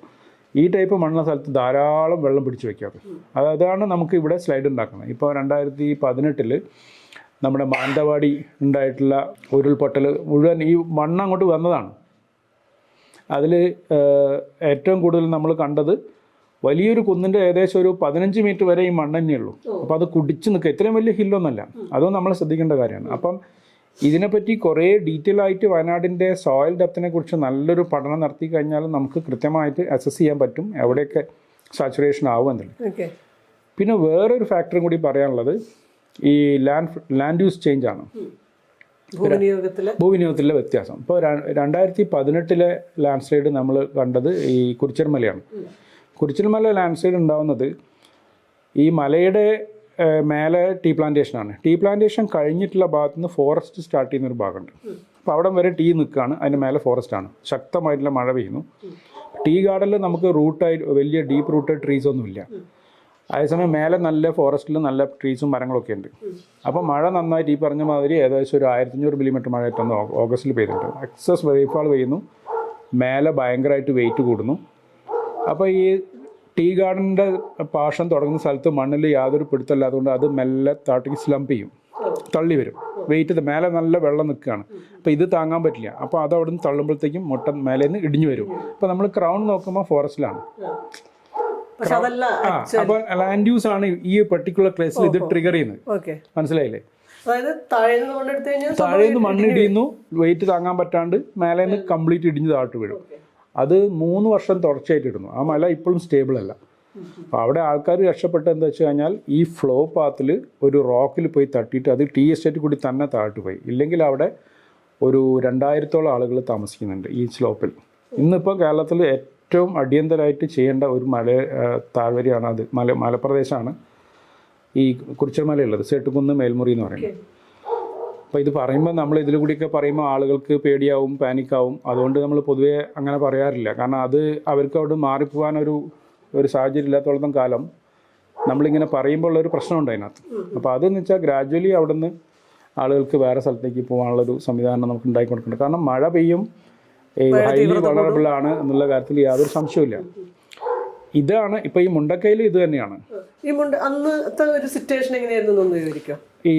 2000 ഇവിടെ സംഭവിച്ചു കഴിഞ്ഞാൽ നമ്മൾക്കിപ്പം ജൂണിൽ മഴ 141 മില്ലിമീറ്റർ ഉള്ളു അവിടെ. ലക്കിടിയിലപ്പം 500, 600, 700 കഴിഞ്ഞിട്ടായിരുന്നു. ജൂലൈ തുടങ്ങിയ മുതൽ 31 ഡേയ്സ് നമ്മൾ നോക്കി. ഞങ്ങൾ എപ്പോഴും വെറ്റ് ഡേയ്സും ഡ്രൈ ഡേയ്സും മന്ത്ലി കാൽക്കുലേറ്റ് ചെയ്യാറുണ്ട്. ഇപ്പോൾ കഴിഞ്ഞ വർഷത്തെ വെറ്റ് ഡേയ്സ് എന്ന് പറഞ്ഞാൽ 26 ദിവസമാണ് ഈ മുണ്ടക്കൈ വശത്ത്. 4 ദിവസം വെയിലായിരുന്നു. ജൂണിലും കുറച്ചേ കിട്ടുള്ളൂ. ഓൺസെറ്റ് ഓഫ് മൺസൂൺ കഴിഞ്ഞ പ്രാവശ്യം ജൂൺ 29-നായിരുന്നു. ഇപ്പോൾ 31 ഡേയ്സ് കണ്ടിന്യൂസ് റെയിൻഫാൾ ഒരു മാസം കൊണ്ട് ഇപ്പം ഒരു ജൂലൈ 20 ആകുമ്പോഴത്തേക്കും 1500 മില്ലിമീറ്റർ മഴ അവിടെ പെയ്തു. ജൂലൈ 1500 മില്ലിമീറ്റർ മഴ. അത് കഴിഞ്ഞ് അങ്ങനെ സോക്ക് ചെയ്ത് നിൽക്കുന്ന സ്ഥലത്തേക്കാണ് ഈ 2 ദിവസം കൊണ്ട് 572 മില്ലിമീറ്റർ മഴ നമ്മൾ റെയിൻ ഗേജ് വെച്ച ലൊക്കേഷനിൽ കിട്ടിയത്. അതിൻ്റെ മേലെ എൻ്റെ അസംഷനിൽ ഇതിനേക്കാൾ കൂടുതലുണ്ടാവും. മേ ബി ഒരു 600-700 മില്ലിമീറ്റർ മേലെ കിട്ടിയിട്ടുണ്ടാവും. അവിടെ നമുക്ക് പോകാൻ പറ്റില്ല, അവിടെ ഗേജ് ഒന്നുമില്ല. ഇത് പറയാൻ കാരണം എന്താ വെച്ച് കഴിഞ്ഞാൽ ഞങ്ങൾ ഈ ഒരു കേസ് നമ്മൾ ടെസ്റ്റ് ചെയ്യുന്നുണ്ട്. ഇവിടെ മണിക്കുന്ന് മല എന്ന് പറഞ്ഞാൽ കൽപ്പറ്റയ്ക്ക് നടുക്കുള്ളൊരു മലയുണ്ട്. ആ മലേൻ്റെ പീക്കിൽ നമുക്കൊരു ഗേജ് ഉണ്ട്. അതിൽ നിന്ന് മാറിയിട്ട് ഒരു 500 മീറ്റർ താഴെ ഞങ്ങൾ 2 ഗേജ് വെച്ചിട്ടുണ്ട്. അതിൻ്റെ ബോട്ടം വാലിയിൽ ഞങ്ങൾക്ക് വേറെ 2 ഗേജ് ഉണ്ട്. അവിടെ നിന്ന് മാറിയിട്ട് ഒരു കിലോമീറ്റർ ഇപ്പുറത്തൊരു ഗേജ് ഉണ്ട്. മേലെ 80 മില്ലിമീറ്റർ പെയ്യുമ്പം തൊട്ട് താഴെയുള്ള സ്ഥലത്ത് നമുക്ക് 60 മില്ലിമീറ്റർ കിട്ടുക. അതും കഴിഞ്ഞ് കുറച്ചപ്പുറത്ത് ഇത് 35 മില്ലിമീറ്റർ കിട്ടുള്ളൂ. ദാറ്റ് മീൻസ് മലകളുടെ ടോപ്പിൽ എപ്പോഴും ഹൈ പ്രസിപ്പിറ്റേഷൻ ഉണ്ടാവും. അത് നാച്ചുറലാണ്. ക്ലൗഡ്സിനെ ഇങ്ങനെ പിടിച്ചത് 1500 മീറ്ററാണ് അതിൻ്റെ ഹൈറ്റ്. അപ്പോൾ പ്രസിപ്പിറ്റേഷൻ സ്റ്റാർട്ട് കഴിഞ്ഞാൽ ഇൻറ്റൻസ് ആയിട്ട് ഇതിൻ്റെ മുകളിൽ തന്നെയാണ് വീഴുക. അതുകൊണ്ട് പറഞ്ഞാൽ ഈ മുണ്ടക്കൈ ബേസിലുള്ള റെയിൻഫാളിനേക്കാൾ കൂടുതൽ നമുക്ക് കുറച്ചും കൂടിയും കൂടുതൽ നമുക്ക് ഉള്ളിൽ കിട്ടിയിട്ടുണ്ടാവും. അപ്പോൾ ഈ 2 ദിവസം വന്ന ഈ എക്സസ് റെയിൻഫാളാണ് ഇത്രയും നല്ലൊരു ഡെൻസ് ഷോല ഫോറസ്റ്റിൻ്റെ അകത്ത് നിന്ന് ഇത് സ്ലംപ് ചെയ്യുക. അവിടെ പാറ എങ്ങനെയാണ് നമുക്ക് ചിത്രം കണ്ടാൽ അറിയാം. അതിൻ്റെ മേലെ എല്ലാ വർഷവും ചെടികൾ വളരുന്നു. അവർ ബർഡൻ വെയിറ്റ് വളരെ കൂടുതലാണ്. ഇപ്പോൾ ചിത്രം കണ്ടതിൽ നിന്നൊക്കെ മനസ്സിലാവുന്നത് നല്ല ചുവപ്പ് മണ്ണ് വളരെ തിക്കായിട്ടുണ്ട്. അത് നേരെ സ്ലംപ് ചെയ്ത് ആ പുഴയിലേക്ക് വരും. നല്ല തിക്ക് ഫോറസ്റ്റാണ്. അവിടെ നിന്നാണ് ഇത് സ്റ്റാർട്ട് ചെയ്യണത്. പിന്നെ അത് ഹൈ ഫ്ലോ ആണ്. നമ്മൾ ഈ പറഞ്ഞ മാതിരി ഇത്രയും മഴവെള്ളം സ്പീഡാണ്. സ്പീഡ് സാധാരണ ഡെബ്രീസ് ഫ്ലോ എന്ന് പറയുന്നത് 30 km/h 40 km/h ഫ്ലോ ഉള്ളതാണ്. അത് അവിടുത്തെ രക്ഷപ്പെട്ട ഒരു ലേഡി പറയുന്നത് കേട്ടിട്ടുണ്ടായിരുന്നു, വലിയ ബൗൾഡേഴ്സൊക്കെ ഇങ്ങനെ തെറിച്ച് വരികയാണ്. അപ്പോൾ അത് പിന്നെ ഒരാളിങ്ങനെ പാറകൾ കൂട്ടിയിടിച്ചിട്ടുള്ള പാറകൾ കൂട്ടിയിടിക്കും, അതിന് പ്രകാശം ഉണ്ടാവും. കാരണം അത്രയും ഇപ്പോൾ പുത്തുമല ലാൻഡ് സ്ലൈഡ്സ് ഒക്കെ നോക്കിയുള്ള 15 മീറ്റർ താഴെയുള്ള ബെഡ് റോക്കിനെ ഈ ഫ്ലോ പൊട്ടിച്ചിട്ടുണ്ട്. അതായത് കരിച്ച് പൊട്ടിക്കുകയാണ് നമ്മൾ, അത്രയും സ്ട്രോങ് ആയിട്ടില്ല. അപ്പം നമുക്ക് ഇമാജിൻ ചെയ്യുന്നതിനേക്കാൾ അത്രയോ അപ്പുറത്താണ് ഇതിൻ്റെ ഒരു ഫോഴ്സ്. അതിൽ നമ്മൾ ഒന്നും നിൽക്കില്ല. അപ്പോൾ ഇത് ആണ് മുണ്ടക്കൈ സംഭവിച്ചത്. പിന്നെ നമ്മളിത് 2019 മുതൽ പറയുന്നുണ്ട്. ഞാൻ പേഴ്സണലി പറയാൻ കാര്യം എന്ന് വെച്ച് കഴിഞ്ഞാൽ, ഞങ്ങൾ അന്നവിടെ പഞ്ചായത്തിൽ പോയിട്ട് പഞ്ചായത്തിലെ എല്ലാ ആളുകളെയും കൂട്ടി 19 കൊറോണ ടൈമാണ്, മാസ്കൊക്കെ ഇടിച്ച ആളുകൾ ഡിസ്റ്റൻസ് എത്തിയിട്ട് ഈ ഒരു ഈ പ്രശ്നം കാരണമാണ് നമ്മൾ പറഞ്ഞത് ഈ മുണ്ടക്കൈ ടൗൺ നിൽക്കില്ല എന്ന് 100% എനിക്ക് ഉറപ്പായിരുന്നു. അത് ഒന്നുമില്ല, അത് പറയണം. അത് പറയാതിരിക്കുന്നത് തെറ്റാണെന്നാണ് ഞാൻ വിചാരിക്കുന്നത്. അതുകൊണ്ടാണ് അന്ന് പറഞ്ഞത്. കാരണം അത്രയും നമ്മൾ അവിടെ പോയി ആളുകളോടും പഞ്ചായത്തിനോടും ഒക്കെ പറഞ്ഞിട്ടുണ്ട്, ഇത് ബുദ്ധിമുട്ടുള്ളൊരു സ്ഥലമാണ്. നമുക്ക് ഇപ്പോഴത്തെ കാലത്ത് ഒരു പക്ഷേ അവിടുത്തെ ആൾക്കാർ ഒരു 80-90 വർഷമായിട്ട് അവിടെ പ്ലാന്റേഷനിൽ വന്നിട്ടുള്ള ആൾക്കാരാണ്, അവരവിടെ ജീവിക്കുന്നവരാണ്. പക്ഷേ എന്ന് വെച്ചിട്ട് നമ്മൾ എപ്പോഴും ഈ കാലാവസ്ഥാ മാറ്റത്തിൻ്റെ കാലത്ത് നമുക്ക് സേഫാണെന്ന് വിചാരിക്കാൻ പറ്റില്ല. കാരണം നമ്മളത് അറിഞ്ഞ സ്ഥിതിക്ക് നമ്മൾ ഈ കാര്യങ്ങൾ ആളുകളോട് പറയണം. അപ്പോൾ അത് നമ്മൾ അന്ന് പറഞ്ഞു. ഒരുപാട് എൻ്റെ പ്രസൻറ്റേഷനിൽ ഞാൻ സ്ഥിരമായിട്ട് വയ്ക്കുന്ന ഒരു സ്ലൈഡ് എന്ന് പറഞ്ഞു കഴിഞ്ഞാൽ അതിന് മുമ്പുണ്ടായത്, അത് സ്ട്രെയിറ്റ് ആണ്. ആ മലയിൽ പൊട്ടിക്കഴിഞ്ഞാൽ straight away into the Mundakkai town and township. അത് പോകുന്ന ഉറപ്പായിരുന്നു. അങ്ങനെ പറഞ്ഞപ്പോൾ ആളുകളുടെ റെസ്പോൺസ് എന്തായിരുന്നു? കുറേ ആളുകൾ അതിൽ കേട്ടവരുണ്ട്. അതിലൊരു ഏറ്റവും നല്ലൊരു ഞാൻ കേട്ടപ്പോൾ മനസ്സിലായൊരു കാര്യം, ഒരു പയ്യൻ അന്ന് ഈ കാസ് കേട്ടിട്ടുള്ളൊരു കുട്ടി, അവൻ അവിടെ നിന്ന് മാറിയിട്ട് മുട്ടിൽ പഞ്ചായത്തിൽ പോയിട്ട് സ്ഥലം വാങ്ങി. നമ്മൾ പറയുന്നത് എല്ലാവർക്കും അത് പറ്റിക്കൊള്ളണമെന്നില്ല. അപ്പം മുട്ടിൽ സ്ഥലം വാങ്ങി അവരവിടെ വീടുണ്ടാക്കി. ഈ ഉരുൾപൊട്ടലിന് കഴിഞ്ഞതിൻ്റെ 2-3-4 ദിവസത്തിൻ്റെ ഉള്ളിൽ അവർ പുതിയ വീട്ടിൽ കൂടാനിരിക്കുകയാണ്. അവൻ്റെ അച്ഛനും അമ്മയും ചൂരന്മല ഈ ലാൻഡ് സ്ലൈഡ് ലൊക്കേഷനിലാണ്. ഇവൻ കോഴിക്കോട് നിന്ന്, അവർ നമ്മളെ ഈ റെയിൻഫോൾ ഗ്രൂപ്പിലുണ്ട്. ഈ പയ്യൻ കോഴിക്കോട് നിന്ന് രാത്രി വന്നിട്ട് കാറെടുത്ത് വന്നിട്ട് ഇവൻ്റെ അച്ഛനും അമ്മേനെയും ഈ ലൊക്കേഷനിൽ കൂട്ടി കോഴിക്കോടേക്ക് കൊണ്ടുപോയി. അവർ രക്ഷപ്പെട്ടു. പക്ഷേ ഈ തീരുമാനം നമുക്ക് എല്ലാവർക്കും എടുക്കാൻ പറ്റില്ല. അത് തന്നെയാണ് അതിൻ്റെ ഒരു പ്രശ്നം. തന്നെ എല്ലാ ആളുകളും ഒരുപോലെ ഇതിൽ ആയിക്കോളുന്നില്ല.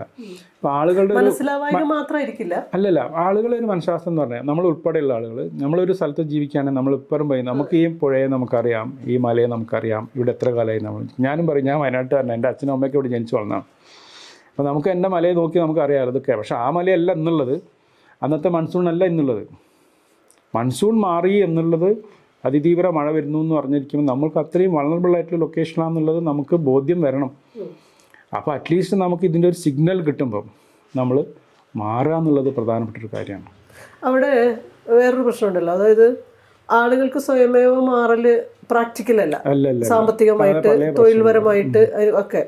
അപ്പോഴാണ് അവിടെ ഒരു സ്റ്റേറ്റിന്റെ ഇന്റർവെൻഷൻ വേണ്ടത്. അപ്പോൾ നമ്മൾ ഈ ആളുകളെ വിളിച്ച് പറഞ്ഞു എന്ന് പറയുന്നത് സ്റ്റേറ്റിനെ അറിയിച്ചിട്ടുണ്ട്, അതായത് ജില്ലാ ഭരണകൂടം അറിയിച്ചു. ജില്ലാ പിന്നെ DDMA കോ ചെയർമാനാണ് നമ്മുടെ ഡിസ്ട്രിക്ട് പഞ്ചായത്ത് പ്രസിഡന്റ് സംസാരം നടക്കിയത്. അദ്ദേഹത്തെ പേഴ്സണലി വിളിച്ച് പറഞ്ഞു, തലേദിവസം തന്നെ നിങ്ങൾ പോയി, ഞാൻ പോകുന്നുണ്ടെന്ന് പറഞ്ഞു, പോയി ആൾക്കാരോട് പറയണം മാറ്റണം എന്ന്. അത്രയും കാര്യം ഇപ്രാവശ്യം പറഞ്ഞിട്ടുണ്ട്. അദ്ദേഹം പോയി, പുള്ളി തലേദിവസം പോയി, അവിടെ പോയി പുഞ്ചിരിമട്ടത്ത് പോയിട്ട് കുറേ ഫാമിലീനെ മാറ്റിയിട്ടുണ്ട്. പക്ഷെ എല്ലാവർക്കും സ്ഥലത്തേക്കും അത് എത്തിയിട്ടില്ല. അതാണ് അതിനകത്ത് വലിയൊരു പ്രശ്നം. പിന്നെ ഒരു ഇത് വായിച്ചു, അവിടെ നിന്ന് മാറിയ ആൾക്കാർ ആ സ്കൂളിൽ വരികയും അതും കുറച്ച് പേര് മാറിയത് നേരെ സ്കൂളിലേക്കാണ്. സ്കൂളും ഇതിൽ വാഷ് ഔട്ടായി പോയി. നമുക്കൊരിക്കലും അങ്ങനെ പറയാൻ പറ്റില്ലല്ലോ. നമ്മളൊരു സാധ്യതയാണ് പറയുന്നത്. അതായത് ഇത്രയും സാച്ചുറേറ്റ് ആയി കഴിഞ്ഞാൽ ഈ സ്ഥലത്ത് നമുക്കൊരു ലാൻഡ് സ്ലൈഡ് വരാൻ സാധ്യതയുണ്ട് എന്നിട്ട് അത് ഓൾമോസ്റ്റ് റൂട്ടെന്ന് പറയാം. റൂട്ട് ഈ കേസിൽ റൂട്ട് പറയാം, അത് ആ പുഴയിൽ കൂടി തന്നെ വരുള്ളൂ. അത് വളരെ സിമ്പിൾ ലോജിക്കാണ്. ആ പ്രദേശത്ത് 2 സ്ലോപ്പിൽ എവിടെ ഇടിഞ്ഞാലും ഈ പുഴയിൽ കൂടി തന്നെ വരുള്ളൂ. 2020 ആ പുഴയിൽ കൂടി തന്നെ വരുള്ളൂ. അപ്പോൾ പുഴയുടെ ബാങ്കിൽ ഇരിക്കുന്നവർ വളരെ സേഫ് ആയിട്ടിരിക്കണമല്ലോ. അപ്പോൾ അവിടെയുള്ള ആളുകളെ നമ്മൾ മാറ്റണം. എന്നാൽ മാത്രമേ എത്ര സമയം മുമ്പാണ് നമ്മൾ ഇത് തലേദിവസം രാവിലെ 9 മണിയാകുമ്പോൾ നമ്മൾ പറഞ്ഞിട്ടുണ്ട്. പിന്നെ നമുക്ക് എല്ലാ ദിവസവും ഇതിനൊരു അലേർട്ട് ഉണ്ട്. ഞങ്ങൾ അത് കാണാം. അതായത് ഈ സാച്ചുറേറ്റഡ് ലൊക്കേഷൻസിൻ്റെ 5 days ക്യുമുലേറ്റീവ് റെയിൻഫാൾ ഡാറ്റ കിട്ടിക്കഴിഞ്ഞാൽ നമുക്ക് തീരുമാനം എടുക്കാം. അപ്പോൾ നമ്മൾ ഈ വാട്സപ്പ് ഗ്രൂപ്പിൽ എല്ലാവരും ഉണ്ട്. DOC മെമ്പർമാരും കളക്ടറും മറ്റു ഉദ്യോഗസ്ഥന്മാരും പഞ്ചായത്ത് പ്രസിഡന്റും ഒക്കെ ഉണ്ട്. Everybody is there.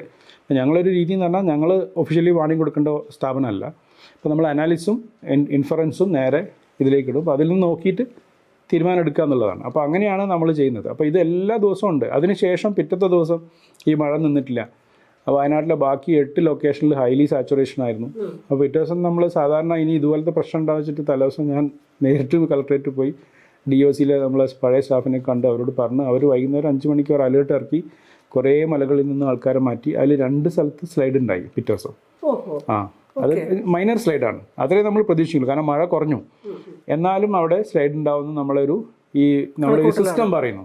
നമ്മുടെ നമ്മൾ സെറ്റ് ചെയ്തിരിക്കുന്ന മോഡൽ വഴി നമുക്കറിയാം ഇനി പൊട്ടാൻ സാധ്യതയുള്ള സ്ഥലങ്ങൾ സാച്ചുറേറ്റഡ് ആയിട്ടുള്ള ഇരുന്ന സ്ഥലങ്ങളാണ്. അതിൽ കുറുമ്പാലക്കോട്ടയും മണിക്കുന്ന് മലയും. കുറുമ്പാലക്കോട്ടയിൽ പിറ്റേ ദിവസം രാവിലെ ഒരു ചെറിയൊരു സ്ലൈഡ് ഉണ്ടായി.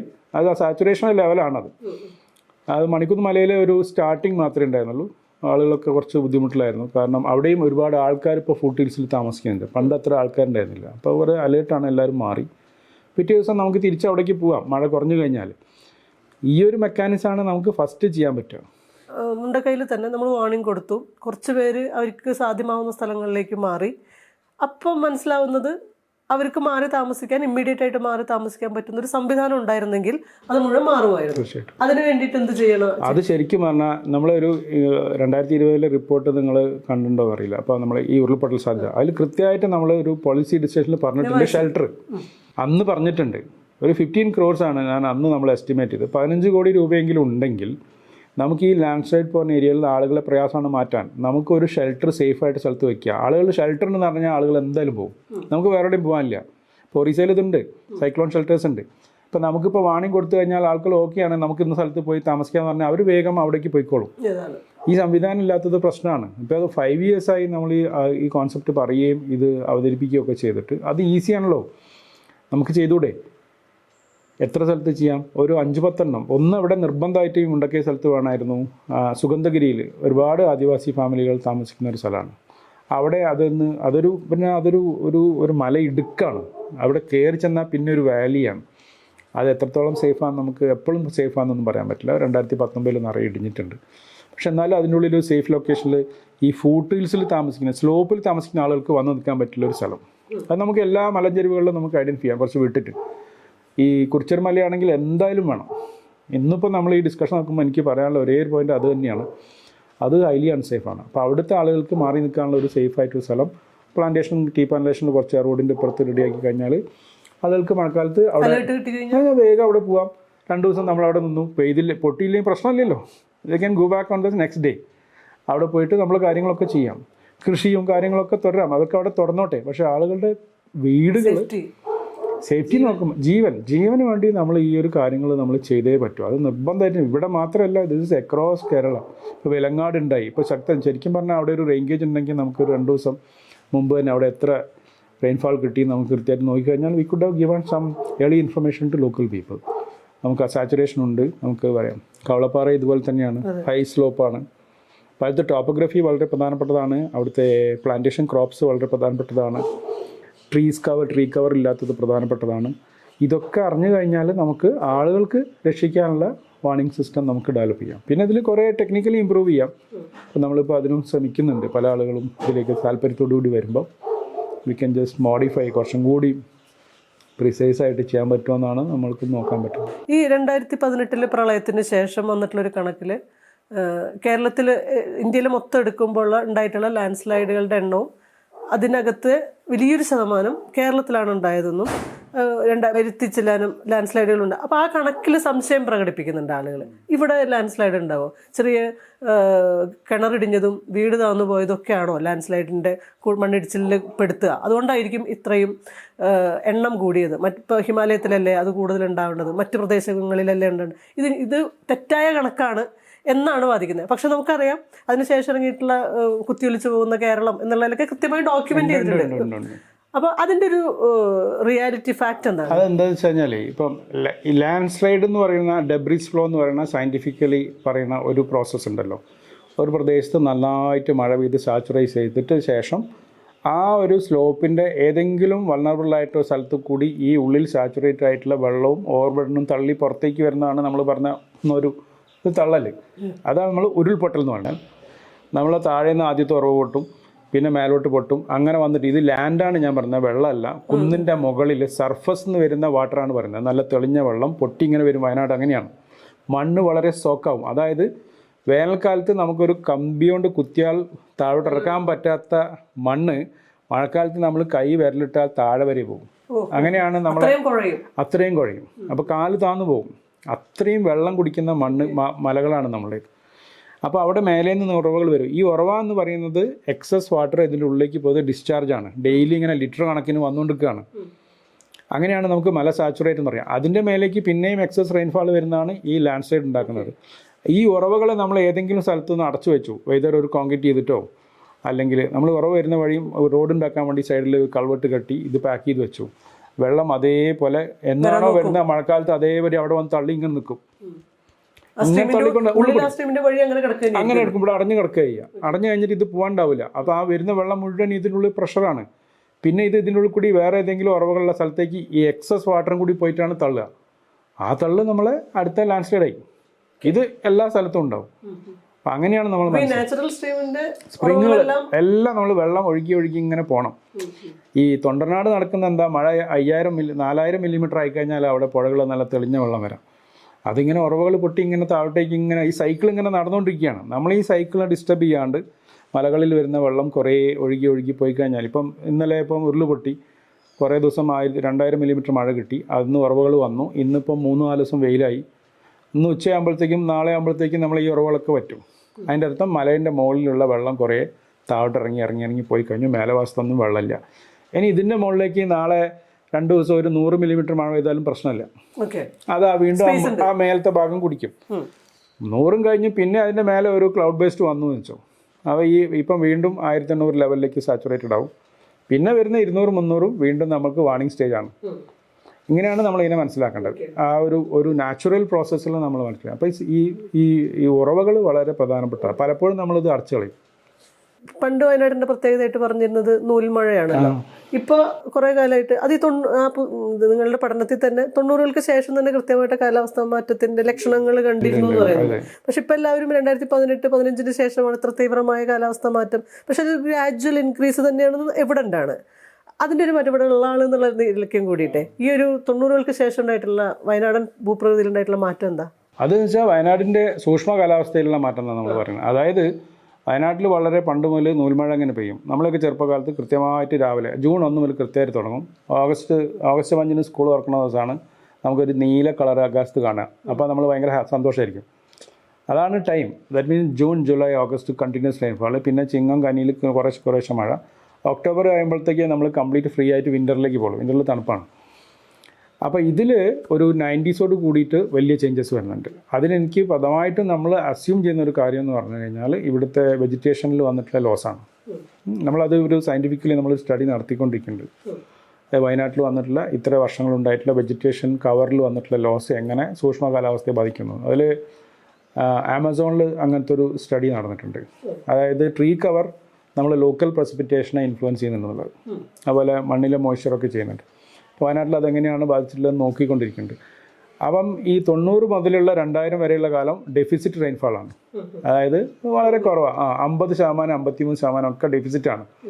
അത് നമ്മളിപ്പം മെറ്റീരിയോളജിസ്റ്റൊക്കെ പറയാറുണ്ടല്ലോ പലപ്പോഴും, നമ്മൾ ഈ ഡ്രോട്ടിൻ്റെ ഒരു പീരീഡാണ് ശരിക്കും തന്നെ ക്ലൈമറ്റ് ചേഞ്ച് വന്നിട്ടില്ല എന്നുള്ളത്. അത് ആദ്യഘട്ടം വയനാട്ടിൽ വളരെ വിസിബിളാണ്. 18-ൽ ആണ് എക്സ്ട്രീം റെയിൻഫാൾ വരുന്നത്. 18-ലും 19-ലും മാത്രമേ ഈ എക്സ്ട്രീം കിട്ടിയിട്ടുള്ളൂ. 23 കഴിഞ്ഞ വർഷം വളരെ കുറവാണ്. 22-ലും കുറവാണ്. കാരണം ഓൺസെറ്റ് ഓഫ് മൺസൂൺ സ്റ്റാർട്ട് ചെയ്തത് 28 ജൂണും 29 ജൂണും. ജൂലൈയിൽ ജൂൺ 28 തുടങ്ങി ജൂലൈ 2 വരെ കുറച്ച് മഴ, പിന്നെ ഒരു 6 ദിവസം മഴയില്ല.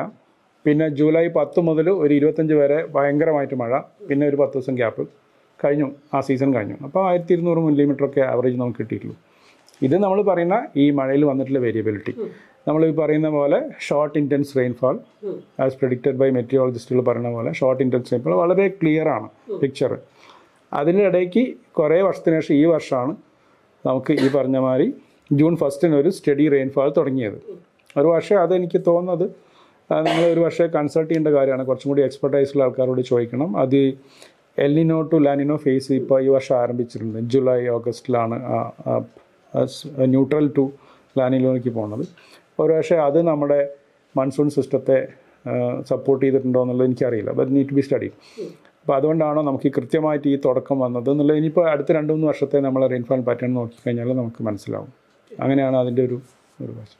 മനുഷ്യൻ്റെ ഇൻ്റർവെൻഷൻ, ഇപ്പം നമ്മൾ പറഞ്ഞു സ്ട്രീംസ് അടഞ്ഞു പോകുന്ന സംഗതികൾ, ഒരു ശാസ്ത്രീയ ബോധമില്ലാതെ നടത്തുന്ന കൺസ്ട്രക്ഷൻസ്, മൂന്നാറിലും അതേപോലെ തന്നെ റിസോർട്ടുകളുടെയും വീടുകളുടെ ചെരുവുകളിലൊക്കെ വീടുകൾ പണിയുന്നതിൻ്റെ പ്രശ്നങ്ങൾ.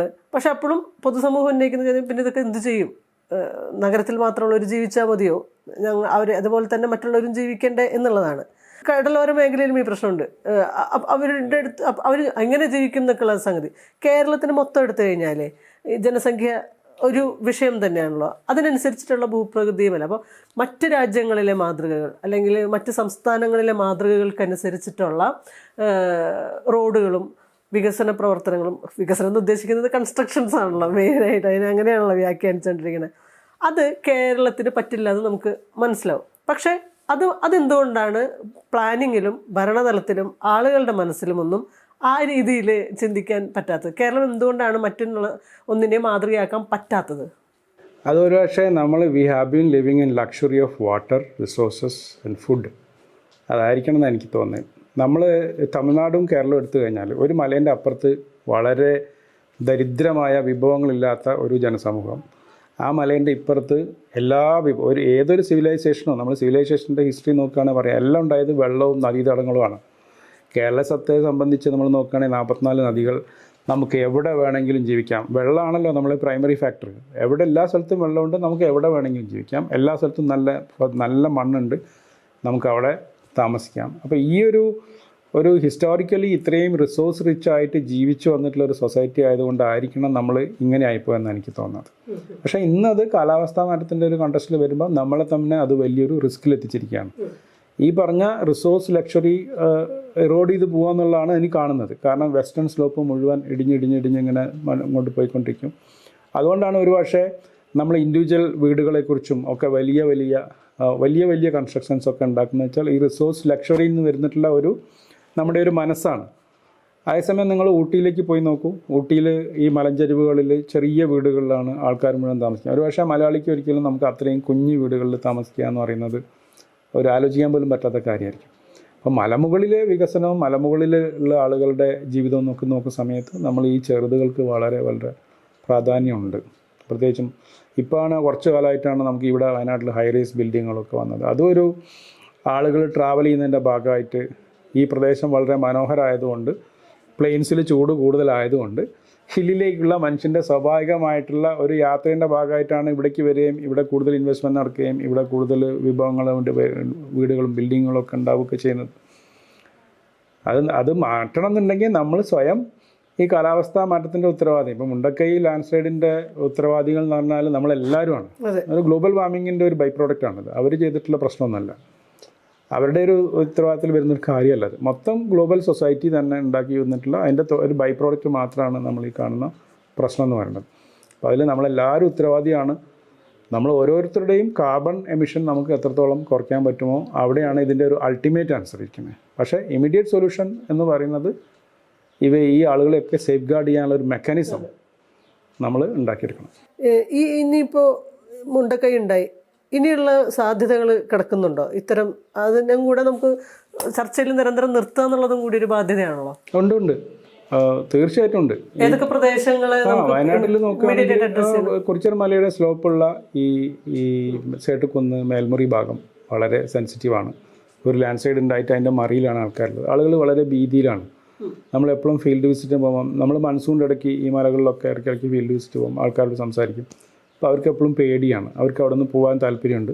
പഞ്ചായത്ത് മുൻകൈ എടുത്തിട്ട് 10-20 ഫാമിലീസിനെ മാറ്റിയിട്ടുണ്ട്. പക്ഷേ അതൊന്നും പോരാ. നമുക്ക് കുറച്ചും കൂടി റിസോഴ്സ് സപ്പോർട്ട് കൊടുത്തു കഴിഞ്ഞാൽ ആളുകൾക്ക് സേഫായിട്ടുള്ള ഒരു സ്ഥലത്തേക്ക് വീട് വെച്ച് മാറാൻ പറ്റും.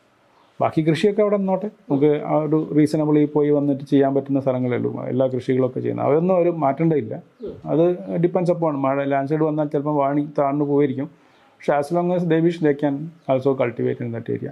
അതിലൊക്കെ പ്രശ്നങ്ങളുണ്ട്, നമ്മൾ അങ്ങനെ പറയാൻ പറ്റില്ല. കാരണം ഈ റിസോഴ്സ് പൂർ ആയിട്ടുള്ള ആളുകളെ സംബന്ധിച്ച് നമ്മൾ ബാക്കിയുള്ളവർ ഓക്കെ നിങ്ങൾ ചെയ്യരുതെന്ന് പറയുന്നത് ശരിയില്ല, ലോജിക്കലി ധാർമ്മികമായിട്ട് ശരിയില്ലാത്തൊരു കാര്യമാണ്. അതുകൊണ്ട് അതൊക്കെ തുറന്നുകൊണ്ട് ജീവൻ പോകാത്ത രീതിയിൽ നമ്മളൊരു സേഫർ ലൊക്കേഷനിലേക്ക് വേണം. അത് ഷെൽട്ടർ ഉണ്ടാക്കുക എന്നുള്ളത് വളരെ പ്രധാനപ്പെട്ടതാണ്. ഷെൽട്ടറിന് നല്ല പ്രയോറിറ്റി കൊടുക്കണം. അത് നമുക്ക് ചെയ്യാൻ പറ്റുന്ന സിമ്പിളായിട്ടുള്ളൊരു കാര്യമാണ്. നമ്മൾ ഒരുപാട് ഇൻഫ്രാസ്ട്രക്ചർ ചെയ്യുന്നല്ലോ. Kerala is spending overall several thousand crore for road construction, മറ്റേ സാധനങ്ങൾ ഉണ്ടാക്കുന്നു, സിറ്റികൾ ഡെവലപ്പ് ചെയ്യുന്നുണ്ട്. ഇതിൻ്റെയൊക്കെ ഒരു ചെറിയൊരു 15 crore is nothing in front of the state and governments. അപ്പോൾ അത് നമുക്കൊരു 5-10 സ്ഥലങ്ങളിൽ വയ്ക്കാൻ പറ്റിയിട്ടുണ്ടെങ്കിൽ ഈ ആൾ കാഷ്വാലിറ്റി കുറയ്ക്കാം. കാഷ്വാലിറ്റി ഈസി ആയിട്ട് കുറയ്ക്കാം, ആളുകൾ അതിലേക്ക് പോകും. എന്ന് മാത്രമല്ല ഇത് നമുക്ക് പ്രൊഡിക്റ്റ് ചെയ്യാനുള്ള സംവിധാനം പ്രിഡിക്റ്റ് ചെയ്യാനുള്ള സംവിധാനങ്ങൾ കുറേയും കൂടി ഇമ്പ്രൂവ് ചെയ്യാം. ഇപ്പോൾ നമ്മൾ ചെയ്തിട്ടുള്ള മോഡൽ ഭയങ്കരമായിട്ടുള്ള ഒരു മോഡലാണെന്ന് നമ്മൾ പറയുന്നില്ല. It's like we just trying with ഒരു ക്വസ്റ്റ്യൻ വെദർ വി ക്യാൻ. നിങ്ങൾ ചെയ്യുന്ന ഈ മോഡൽ ഉണ്ടല്ലോ, അത് സത്യത്തിൽ എല്ലാ പ്രദേശങ്ങളും ഇടുക്കി ഉൾപ്പെടെയുള്ള ചെയ്യാം, അത് സർക്കാരിന്റെ നേതൃത്വത്തിൽ തന്നെ ചെയ്യാം, ആർക്കും ചെയ്യാം. അപ്പോൾ അതല്ലേ ഇപ്പോൾ കണ്ണൂർ കളക്ടറേറ്റ് വന്ന് സംസാരിക്കുന്നു, ഇത് അവിടെ ചെയ്യാൻ പറ്റുമെന്ന്. നമുക്ക് ചെയ്യാം, നമുക്ക് എല്ലാ സ്ഥലത്തും മഴമാപിനികൾ വയ്ക്കാം, ഏരിയയുടെ ലാൻഡ് സൈഡ് സസെപ്റ്റിബിലിറ്റി മാപ്പ് ഉണ്ടാക്കാം, അത് പുതിയ രീതികളിൽ ഫ്രാഗ്മെൻറ്റേഷൻ റേഷ്യോ ഒക്കെ നോക്കിയിട്ട് ഉണ്ടാക്കാം, കീ പോയിൻറ്റ്സ് ഐഡൻറ്റിഫൈ ചെയ്യാം, അവിടുത്തെ പോപ്പുലേഷൻ എത്ര ഉണ്ടെന്ന് നമ്മൾ അസസ് ചെയ്യാം, ഏത് വാലിയിലാണ് ഇവരുള്ളതെന്ന് മുൻകൂട്ടി പറഞ്ഞു വെച്ചാൽ നോക്കിക്കഴിഞ്ഞാൽ മതി. നമുക്ക് ഈ മലകളുടെ ഏത് ചരിവിലാണ് ആൾക്കാർ താമസിക്കുന്നുണ്ടോ ആ ഫ്ലോ പാത്ത് നമ്മൾ നോക്കണം. മലകളുടെ മുകളിൽ നിന്ന് വരുന്ന ഒരു ലാൻഡ് സൈഡ് ഉണ്ടായിക്കഴിഞ്ഞാൽ അതിൻ്റെ ഫ്ലോ ഏതിലാണ് വരിക, ഒരു റിവേഴ്സ് കോഴ്സിലേക്ക് എന്നുള്ളത് നോക്കിക്കഴിഞ്ഞാൽ അവിടെ എത്ര വീടുകളുണ്ട്, ആ വീടുകൾ ഈ സ്ട്രീമിൽ നിന്നും എത്ര വിട്ടിട്ടാണ്, അത് മാർക്ക് ചെയ്ത് കഴിഞ്ഞാൽ നമുക്ക് ഇൻഡിവിജ്വൽ വൾണറബിൾ ഹൗസസ് നമുക്ക് ഐഡൻറ്റിഫൈ ചെയ്യാൻ പറ്റും.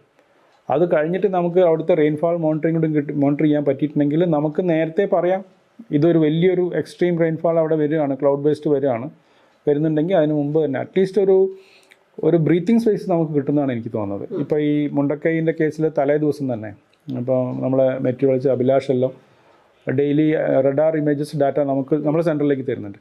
അപ്പോൾ കൃത്യമായിട്ട് അതിൻ്റെ തിക്നെസ് നമുക്ക് മനസ്സിലാക്കാൻ പറ്റും. അത്ര ഇൻഫർമേഷൻ നമ്മൾ ഇതിൻ്റെ കൂടെ ചേർത്ത് വെച്ചിട്ട് ചെയ്യുകയാണെങ്കിൽ it is easy to give an early warning. അപ്പോൾ നമുക്ക് ആളുകളെ മാറ്റാൻ പറ്റും. അവിടെ ഒരു ഷെൽട്ടർ ഉണ്ടെങ്കിൽ അവർക്ക് ഷെൽട്ടറിലേക്ക് പോകാം. നെക്സ്റ്റ് ഡേ അത് സ്ലൈഡ് ഉണ്ടായില്ലെങ്കിലും കുഴപ്പമില്ല, they can come back and stay back. ആ രീതിയിൽ നമുക്ക് ആലോചിക്കാവുന്നുള്ളൂ. നമ്മുടെ ഇവിടെ കേരളത്തിൽ ഈ മലയോര മേഖലയിൽ എത്രത്തോളം സർക്കാർ വകുപ്പുകൾ സ്ഥാപിച്ചിട്ടുള്ള മഴ മാപിനികളുണ്ട്, അതെല്ലാം കൃത്യമായിട്ട് പലയിടത്തും ഫോട്ടോസ് കാണും, കാടിൻ്റെ ഉള്ളിലൊക്കെ മോണിറ്റർ ചെയ്യാതെ മെയിൻറ്റെയിൻ ചെയ്യാതെ കിടക്കുന്ന സംഗതികൾ, അതെത്രത്തോളം കാര്യക്ഷമമാണ് സർക്കാർ സംവിധാനങ്ങളുടെ ഈ പറയുന്ന റെയിൻ ഗേജസ്? നമ്മളിപ്പോൾ ഒരു 200 ലൊക്കേഷൻസാണ് നമ്മൾ വെച്ചിട്ടുള്ളത്. അതിൽ ഡിപ്പാർട്ട്മെൻറ്റ് വെച്ചിട്ടുള്ള ഒരു 5-6 ലൊക്കേഷൻസിലുണ്ട്. ഇപ്പോൾ ബാണാസുര സാഗർ റിസർവോയറിനകത്തുള്ള 2 അത് KSEB ആണ്, അത് വെൽ മെയിൻറ്റെയിൻഡ് ആണ്. ഇപ്പോൾ നമ്മൾ ഈ പ്രോഗ്രാം തുടങ്ങിയപ്പോൾ നമ്മളടുത്ത് വന്നിട്ട് തന്നെ അവർ പുതിയതൊരു 2 കൊണ്ടുപോയിട്ട് അവിടെ വെച്ചിട്ടുണ്ട്. അത് 2000. അപ്പോൾ അവിടുന്ന് ഒരു ഡാറ്റ സിസ്റ്റമാറ്റിക്കായി തരുന്നുണ്ട്. അപ്പോൾ ഈ റിസർവോയറുള്ള സ്ഥലത്ത് ഡാറ്റ കൃത്യമായിട്ട് വരും. പിന്നെയുള്ളത് ഇറിഗേഷൻ ഡിപ്പാർട്ട്മെൻറ്റാണ്. ഇറിഗേഷൻ ഡിപ്പാർട്ട്മെൻറ്റ് 2-3 സ്ഥലങ്ങളുണ്ട്. അവിടേക്കുള്ള പ്രശ്നം എന്ന് വെച്ച് കഴിഞ്ഞാൽ എല്ലാ ദിവസവും ഒരേപോലെ ഡാറ്റ കിട്ടില്ല. ഈ ഇങ്ങനത്തെ ഒരു അലേർട്ട് കൊടുക്കണമെങ്കിൽ എവറി ഡേ ഡാറ്റ പ്രധാനപ്പെട്ടതാണ്. നിങ്ങൾക്കിപ്പോൾ 4 ദിവസം മഴ പെയ്തു, അതിൽ ഒരു ദിവസം ഞാനിവിടെ ഇല്ല, നമുക്ക് ഡാറ്റ ഇല്ലല്ലോ. അപ്പോൾ നമ്മൾ 5 ദിവസത്തെ സാച്ചുറേഷൻ ക്യുമുലേറ്റീവ് റെയിൻഫാൾ കാൽക്കുലേറ്റ് ചെയ്യുമ്പോൾ 4 ദിവസത്തെ കൂട്ടിയിരിക്കുമ്പോൾ ഒരു ദിവസം വലിയ മഴ പെയ്തിട്ടുണ്ടെങ്കിൽ അത് നമുക്ക് മിസ്സിംഗ് ആയി. ഏറ്റവും പ്രധാനം എവറി ഡേ ഡാറ്റ കറക്റ്റ് ചെയ്യുന്ന സിസ്റ്റമാണ്. അവിടെയാണ് നമുക്ക് ഓട്ടോമാറ്റഡ് സിസ്റ്റത്തിൻ്റെ ഒരു പ്രാധാന്യം വരുന്നത്. ഓട്ടോമാറ്റഡ് സിസ്റ്റം വെച്ച് കഴിഞ്ഞാൽ അതിന് ഭയങ്കര വില കൂടുതലാണ്. ഇപ്പം 3 ലക്ഷം രൂപയ്ക്കാണ് ഒരെണ്ണത്തിന് വരുന്നത്. സ്കൈമെറ്റ് അവർ ചെയ്യും, ഗവൺമെൻറ്റും പല സ്ഥലത്ത് വെച്ചിട്ടുണ്ട്. അങ്ങനെയാണെങ്കിൽ നമുക്ക് അവർലി ഡാറ്റ കിട്ടും ഈ ലൊക്കേഷനിൽ. ഇപ്പോൾ മനുഷ്യർക്ക് പോയി അളക്കാൻ പറ്റാത്ത സ്ഥലത്ത്, ഇപ്പോൾ മുണ്ടക്കൈ നമുക്കിപ്പോൾ ആൾക്കാരുണ്ടായിരുന്നു, ഇപ്പം വളർന്നു തരാൻ അവിടെ ആളില്ല. പുത്തുമല ഇപ്പോഴും ഉണ്ട്, അവിടുന്ന് ആളുകൾ അളന്നു തരുന്നുണ്ട്. ഈ ആളുകൾ അളന്നു തരാൻ പറ്റാത്ത സ്ഥലത്തുള്ള റെങ്കേജ് സംബന്ധിച്ച് നമുക്ക് ഓട്ടോമാറ്റഡ് സിസ്റ്റം വെച്ച് കഴിഞ്ഞാൽ നമുക്ക് അവിടെ GSM സിം വഴി നമുക്ക് ഡാറ്റ അവിടെ സെർവറിൽ കിട്ടും. അതിലൊരു പ്രോബ്ലം കാണുന്നത് നല്ല സെൻസറായിരിക്കണം. അതായത് 200 മില്ലിമീറ്റർ മഴ പെയ്താൽ 200 മില്ലിമീറ്റർ തന്നെ രേഖപ്പെടുത്തണം. അതൊരു അണ്ടർ എസ്റ്റിമേറ്റ് ആയിപ്പോയിട്ടുണ്ടെങ്കിൽ, ഒരു 130 ഒക്കെ ആയിപ്പോയിട്ടുണ്ടെങ്കിൽ നമുക്ക് ഡാറ്റ കറക്റ്റ് ആവില്ല. ഈ സെൻസറുകൾക്ക് വലിയൊരു പ്രശ്നം നമ്മൾ ഐഡൻറ്റിഫൈ ചെയ്യുന്നുണ്ട്. എന്നുവെച്ചാൽ മാനുവലി നമ്മൾ അളന്ന് നോക്കുക, അതേ സ്ഥലത്ത് തന്നെ മാനുവൽ റെയിൻഫാൾ എടുക്കുന്ന സമയത്ത് വ്യത്യാസമുണ്ട്, വാല്യൂ വ്യത്യാസമുണ്ട്. അപ്പോൾ അത് കറക്റ്റ് ആയി കഴിഞ്ഞാൽ ഓട്ടോമാറ്റിക് വളരെ നല്ലതാണ്. എപ്പോഴും വിശ്വസിക്കാൻ പറ്റില്ല. നമ്മളത് കാലിബ്രേറ്റ് ചെയ്ത് കൃത്യമായിട്ട് ഡാറ്റ കിട്ടണം. നമ്മളിപ്പോൾ ഒരു കമ്പാരിസൺ ചെയ്തിട്ടുണ്ട്, ഓട്ടോമാറ്റഡ് വേഴ്സസ് മാനുവൽ. അപ്പോൾ അത് ജസ്റ്റ് അറിയാൻ വേണ്ടിയിട്ടാണ്. പല സ്ഥലത്തുള്ളത് ചില ഗേജുകൾ അത്ര ഫങ്ഷൻ അല്ല, ചിലത് കറക്റ്റാണ്. അപ്പോൾ അത് മെയിൻ്റെനൻസ് വേണം. ഇതൊരു കുറച്ചും കൂടി ഒരു മെഷീൻ പിന്നെ ബോർഡുകളും ഒക്കെ വെച്ചിട്ടുള്ള ഒരു ഇലക്ട്രോണിക് സംവിധാനമാണല്ലോ. അപ്പോൾ അതിനെപ്പോഴും നമ്മൾ അതിൻ്റെ ഒരു കാലിബ്രേഷൻ വളരെ പ്രധാനപ്പെട്ടതാണ്. കാലിബ്രേറ്റ് ചെയ്ത് സിസ്റ്റമാറ്റിക്കായിട്ട് പോവുകയാണെങ്കിൽ അത് നമുക്ക് കുറച്ചും കൂടി ആഡഡ് അഡ്വാൻറ്റേജ് ആണ് ഈ പറഞ്ഞ സ്ഥലങ്ങൾ. ഇപ്പോൾ റിമോട്ട് ഏരിയ ഞാൻ പറഞ്ഞല്ലോ, ഇപ്പം മുണ്ടക്കൈ ഉരുൾപൊട്ടിൻ്റെ ക്രൗണ്ട് ആ ലെവലിൽ ഏതെങ്കിലും സ്ഥലത്ത് നമുക്ക് ഇതുപോലത്തെ ഒരു ഓട്ടോമാറ്റഡ് സിസ്റ്റം ഉണ്ടെങ്കിൽ കുറച്ചും കൂടി പ്രിസൈസ് ഡാറ്റ, അവർലി ഡാറ്റ കിട്ടും. And that will help people to move out. അത് ആക്ച്വലി ഇതൊക്കെ സ്ഥാപിക്കാവുന്നതല്ലേ ഉള്ളൂ. സിമ്പിളാണ്. 3 lakh rupees ഒക്കെ മതി. പക്ഷേ അതിനേക്കാളും പ്രധാനപ്പെട്ട ഒരു കാര്യം ഈ മനുഷ്യരെ അളക്കുന്നതിലുണ്ട്. അത് ഞാൻ ചോദിക്കുന്നത് വെച്ചാൽ, അതായത് പ്രാദേശിക ജനതയുടെ ഇൻവോൾവ്മെന്റ് എന്ന് പറയുന്നത് ഇതിനകത്ത് രാഷ്ട്രീയമായിട്ട് തന്നെ അല്ലേ എത്രത്തോളം ഇമ്പോർട്ടൻ്റ് ആണ്? അതായത് ഈ ഓട്ടോമേറ്റഡ് മെഷീനും മനുഷ്യർ അളക്കുന്ന തമ്മിലുള്ള വ്യത്യാസം എന്ന് വെച്ചാൽ, നമ്മൾ അളക്കുമ്പോൾ നമുക്കറിയാം ഇവിടെ 400 മില്ലിമീറ്റർ ആണുള്ളത്.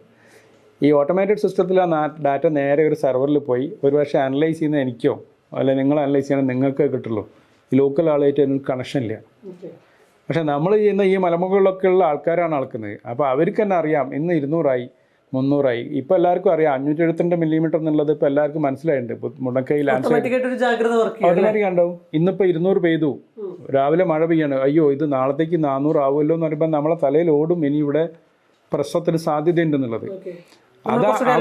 അതാണ് അവിടെയാണ് ആളുകളെ കൊണ്ട് ചെയ്യിക്കുന്നതിൻ്റെ ഗുണം. ഈ ആളുകൾ ചെയ്താൽ ആളുകൾക്ക് ബോധ്യം ഉണ്ടായാലാണ് ആളുകൾ അവിടെ നിന്ന് മാറണമെങ്കിൽ മാറുള്ളൂ. അപ്പോൾ അവരെ ഡിസിഷൻ മേക്ക് ചെയ്യാൻ വേണ്ടിയിട്ട് എക്യുപ്പ് ചെയ്യാൻ കൂടിയാണ് ഈ കമ്മ്യൂണിറ്റി മോഡൽ. അതുകൊണ്ടാണ് കമ്മ്യൂണിറ്റി മോഡലിന് നമുക്ക് വളരെ പ്രാധാന്യത്തിലൂടെ ചെയ്യാൻ പറ്റുന്നത്. അക്രോസ് ഈ മൗണ്ടൻ സ്ലോപ്സിൽ ആൾക്കാരുണ്ട്. ഇപ്പോൾ ഈ ഉരുൾ പൊട്ടിയതിനു ശേഷം കഴിഞ്ഞ 2 ദിവസമായിട്ട് നമുക്കൊരു 5-10 അഡീഷണൽ റേഞ്ചേഴ്സ് ആൾക്കാർ വാങ്ങിക്കൊണ്ടുണ്ട്. എന്നുവെച്ചാൽ they want to put it in their place. അവർക്ക് മനസ്സിലാവുന്നുണ്ട് ഈ സിസ്റ്റത്തിൽ കൂടി നമുക്ക് കുറച്ചെങ്കിലും ഒരു ഐഡിയ കിട്ടും, അത് മനസ്സിലാക്കാൻ പറ്റുന്നത്. അതുകൊണ്ട് ആളുകളെ ചേർത്തുള്ള സിസ്റ്റമാണ് നമുക്ക് അവിടെ 2 പണി എളുപ്പമാണ്. ഒന്ന് ഇവരായിട്ട് എപ്പോഴും ഒരു കണക്ഷൻ ഉണ്ടാവും, പിന്നെ നമുക്ക് അവരും സിസ്റ്റത്തിൻ്റെ ഭാഗമാണ്. അപ്പോൾ നമുക്ക് ഈ അലേർട്ട് കിട്ടുമ്പോൾ ഒക്കെ അറിയാലോ. പിന്നെ ഞാൻ ഈ ഗ്രൂപ്പിലെ ആളുകളുടെ ഒരു കമ്മ്യൂണിക്കേഷൻ നോക്കുമ്പം ആളുകൾക്ക് പൊതുവേ ഓവർ പീരീഡ് ഓഫ് ടൈം നമ്മൾ എല്ലാ വർഷവും പ്രീ മൺസൂൺ ഒരു മീറ്റിംഗ് നടത്താറുണ്ട്. ഈ റേഞ്ചേജസ് വെച്ചിട്ടുള്ള എല്ലാ ആളുകളും നമ്മളെ ട്രെയിനിങ് ഹാളിൽ വരും. അവിടെ ഞങ്ങളൊരു annual rainfall assessment data analysis ഒക്കെ കൊടുക്കാറുണ്ട് അക്രോസ് ദി ഡിസ്ട്രിക്റ്റ് ഇൻഡിവിജ്വൽ. അപ്പോൾ കഴിഞ്ഞ വർഷം തുടങ്ങിയിട്ട് അവിടെ ഫാമേഴ്സാണ് പ്രസൻറ്റ് ചെയ്തത് അവരെ 4 വർഷത്തെ ഡാറ്റ. നമ്മൾ സാധാരണ നമ്മളിവിടുത്തെ സയൻറ്റിസ്റ്റാണ് പ്രസൻറ്റ് ചെയ്യുക. ഈ വർഷം 6 പേര് വയനാട് അവർ സ്വന്തം പ്രസൻറ്റ് ചെയ്തു. അവരൊന്ന് എക്യുപ്പ് ചെയ്ത് അവർക്കൊരു പ്രസൻറ്റേഷനൊക്കെ ഉണ്ടാക്കി കൊടുത്തു. And they started talking about rainfall in the region. അതാണ് നമ്മൾ കാണുന്ന ഒരു റെസിലിയൻസ്. അത് അവിടെ ആളുകൾ അങ്ങനെ വരുമ്പോൾ അവർ വളരെ സെൻസിറ്റീവ്. ഇതിനകത്ത് നോളജ് അവർ ബിൽഡ് ചെയ്യും. അവർ അടുത്ത സ്റ്റെപ്പിലേക്ക് തിങ്ക് ചെയ്യാൻ വേണ്ടി പോകും. പിന്നെ നമുക്ക് ഈ പറഞ്ഞ ഈ ലാൻഡ് ഫ്രാഗ്മെന്റേഷൻ ഇഷ്യൂ ഒക്കെ അവർക്ക് ഓട്ടോമാറ്റിക്കായി മനസ്സിലാവും, ലാൻഡ് സൈഡ് മനസ്സിലാവും. എക്സാക്ട്ലി. അപ്പോൾ അവിടെ നമുക്ക് വളരെ സയൻറ്റിഫിക് ആയിട്ട് ഈ ആളുകളെ, ഈ ഡാറ്റയ്ക്ക് വലിയൊരു പവർ ഉണ്ട്, ഭയങ്കര ശക്തിയാണ്. നമ്മൾ എവിടെ നോക്കിയാലും ഇപ്പോൾ ഗ്ലോബൽ ഡാറ്റയുടെ ഒരു കാലഘട്ടം. അപ്പോൾ അത് ജനങ്ങളുടെ കയ്യിൽ ഡാറ്റ കൊടുക്കുക, അവർക്ക് അത് അവരെ ഒരു കുറച്ചും കൂടി ഉയർത്താനുള്ള ഒരു സംവിധാനമായിട്ട് നമുക്കിതിനെ കാണാൻ പറ്റും. അങ്ങനെ വരുമ്പോൾ നമുക്ക് കുറച്ചും കൂടി റിസൾട്ട് ഉണ്ടാവും. ഈ പറഞ്ഞ ആളുകൾക്ക് വളരെ സെൻസിറ്റീവാണ്. നിങ്ങൾ 2020 ഉണ്ടാക്കിയ ഉരുൾപൊട്ടൽ സാധ്യതാ പ്രദേശങ്ങളുടെ ആ മാപ്പിങ്ങിനകത്ത് ഏറ്റവും കൂടുതൽ വൾണറബിൾ ആയിട്ടുള്ളൊരു പഞ്ചായത്തായിട്ട്, സാധ്യത കൂടുതലുള്ള പഞ്ചായത്തായിട്ട് അടയാളപ്പെടുത്തിയിട്ടുള്ള ഒന്നാണ് മേപ്പാടി പഞ്ചായത്ത്. ഇപ്പോൾ നമ്മുടെ പ്രപ്പോസ് ചെയ്തിട്ടുള്ള തുരങ്കപാത വരുന്നത് അതിൽ കൂടെയാണ്. ഇതെങ്ങനെയായിരിക്കും ബാധിക്കുക? അത് ഇൻ കേസ് അത് വരുവാണെങ്കിൽ അത് പാരിസ്ഥിതികമായിട്ട് ജനങ്ങളെ ഒക്കെ എങ്ങനെയായിരിക്കും ബാധിക്കുക? ഇതിൻ്റെ ഒരു പ്രശ്നം എന്ന് പറയുന്നത്, ഈ ഇപ്പോൾ കോഴിക്കോട് വയനാട്ടിലേക്കുള്ള യാത്ര എളുപ്പമാക്കാനാണ് നമ്മൾ ഈ പ്രപ്പോസ്ഡ് ടണൽ വന്നിരിക്കുന്നത്. അപ്പോൾ അത് തുറക്കാൻ പോകുന്നത് വെച്ച് കഴിഞ്ഞാൽ കൽപ്പറ്റ എത്തി, കൽപ്പറ്റയിൽ നിന്ന് നമ്മൾ ഡീവിയേറ്റ് ചെയ്തിട്ട് ഒരു ലെഫ്റ്റ് സൈഡിലേക്ക് ഒരു 10-30 കിലോമീറ്റർ പോയി ഈ വലിയ ഈ ക്യാമൽഹാം മൗണ്ടൻ്റെ ഉള്ളിൽ കയറി അവിടെ ഇറങ്ങി അവിടെ നിന്ന് ഇങ്ങനെ വളഞ്ഞ് തിരിഞ്ഞ് വീണ്ടും നമുക്ക് കാലിക്കറ്റിലേക്ക് വരണം. അപ്പോൾ നമുക്ക് എത്ര ഇതിൽ സേവ് ചെയ്യാൻ പറ്റുന്നുള്ളൊരു ടെക്നിക്കൽ ക്വസ്റ്റ്യനാണ് ഫസ്റ്റ് ഉള്ളത്. നമുക്ക് ഇത് എന്തുകൊണ്ടാണ് ഈ ഒരു പ്രോജക്റ്റിൽ നമുക്ക് എത്രത്തോളം നമുക്ക് ട്രാൻസ്പോർട്ടേഷന് ഇത് സഹായിക്കും എന്നുള്ളതാണ് ഫസ്റ്റ് ക്വസ്റ്റ്യൻ. അത് വളരെ കൂടുതലായിരിക്കും, അതായത് നമുക്ക് നോർമൽ ടൈമിൽ പോകുന്നതിനേക്കാളുണ്ട്. രണ്ടാമത് വരുന്നത് ഈ മല എന്ന് പറയുന്നത് ഇപ്പോൾ പറഞ്ഞ നിരന്തരമായിട്ടുള്ള ഉരുൾപൊട്ടലുകൾക്കും അതുപോലെ തന്നെ മണ്ണിടിച്ചിലുകൾക്കും തുടർന്നുകൊണ്ടിരിക്കുന്ന ഒരു പ്രദേശമാണ്. ഈവൻ 2019 ഉരുൾപൊട്ടലിൽ ഈ പുത്തുമല ലാൻഡ് സ്ലൈഡ് ഉണ്ടായ സമയത്ത് മനുഷ്യർക്ക് റെസ്ക്യൂ ചെയ്യാൻ പറ്റാത്തത് അതിന് മുമ്പുള്ള സ്ഥലങ്ങളിലും മണ്ണിടിഞ്ഞുകൊണ്ടാണ്. അപ്പോൾ അത്രയും വളറബിളാണ് ഈ ലൊക്കേഷൻ. അപ്പോൾ ഈ മഴക്കാലത്ത് നമുക്ക് ഒരിക്കലും ഈ സ്ഥലത്ത് കൂടി താണ്ടിയിട്ട് നമുക്ക് ഈ പറഞ്ഞ സ്ഥലത്തേക്ക് നമുക്ക് എത്താൻ ബുദ്ധിമുട്ടായിരിക്കും. അവിടെയാണ് നമ്മൾ ഈ പറഞ്ഞ ഇത് എത്രത്തോളം നമുക്ക് ഗുണപ്രദമാവും എന്നുള്ളതിനൊരു ക്വസ്റ്റ്യൻ വരുന്നത്. അതായത് ഹൈലി ലാൻഡ് സ്ലൈഡ് പോണ ഏരിയയിൽ കൂടി നമുക്ക് ട്രാൻസ്പോർട്ടേഷൻ സാധ്യമാകുന്നുള്ള വലിയൊരു ക്വസ്റ്റ്യൻ അവിടെ ഉണ്ട്. മാത്രമല്ല അതിശക്തമായിട്ടുള്ള മഴകൾ പെയ്ത് കഴിഞ്ഞിട്ടുണ്ടെങ്കിൽ നിരന്തരമായിട്ട് ഭീഷണിയുള്ളൊരു മലനിരയും കൂടിയാണിത്. മാത്രമല്ല ഇതിൻ്റെ വെസ്റ്റേൺ സ്ലോപ്പ് നമ്മൾ കാണുന്നത് വേർട്ടിക്കൽ ക്ലിഫാണ്. അപ്പം തീർച്ചയായിട്ടും നമ്മുടെ ഇപ്പോൾ ഗ്രാനൈറ്റ് വളരെ സേഫ് ആണെന്നാണ് പൊതുവെ പറയുക. അത് ശരി തന്നെയാണ്. കാരണം ഹിമാലയത്തെ അപേക്ഷിച്ച് നോക്കുകയാണെങ്കിൽ ഏറ്റവും സ്റ്റേബിളായിട്ട് ഒരു 150 മില്യൺ ദശലക്ഷം വർക്കമുള്ള ഒരു മൗണ്ടൻ കോംപ്ലക്സ് ആണ് ഈ പറഞ്ഞത്. അതിൻ്റെ ബേസ് ഗ്രാനൈറ്റാണ്. അത് സ്റ്റേജിന് ഡ്രില്ലിംഗ് ഒക്കെ ചെയ്യാനൊക്കെ ശരിയായിരിക്കും. പക്ഷേ നമ്മൾ ഈ ഡ്രില്ലിംഗ് പ്രോസസ്സ് എപ്പോഴും തന്നെ ഇതിനെ വലിയ രീതിയിലൊരു ഡീസ്റ്റെബിലൈസേഷൻ ഉണ്ടാക്കാനുള്ള സാധ്യതയുണ്ട്. അത് നമുക്ക് തള്ളിക്കളയാൻ പറ്റില്ല. അപ്പോൾ തീർച്ചയായിട്ടും അങ്ങനെ വരുന്ന സമയത്ത് ഇതിൻ്റേതായിട്ടുള്ള ഒരു എൻവയോൺമെൻറ്റൽ ഡ്രോബാക്ക് ഉണ്ടാവും. മാത്രമല്ല ഈ പ്രോസസ്സിൽ തീർച്ചയായിട്ടും നമുക്ക് ഈ ഒരു 8 കിലോമീറ്റർ എന്നൊക്കെ പറഞ്ഞു കഴിഞ്ഞാൽ തീർച്ചയായിട്ടും നമുക്ക് അതിലൊരു സേഫ്റ്റി ഒരു ഔട്ട്ലെറ്റ് ഇപ്പം ഇടിഞ്ഞു കഴിഞ്ഞാൽ നമ്മളെങ്ങനെ രക്ഷപ്പെടും, അങ്ങനെയുള്ള ആ ഡിസൈൻ എങ്ങനെയാണെന്ന് എനിക്കറിയില്ല.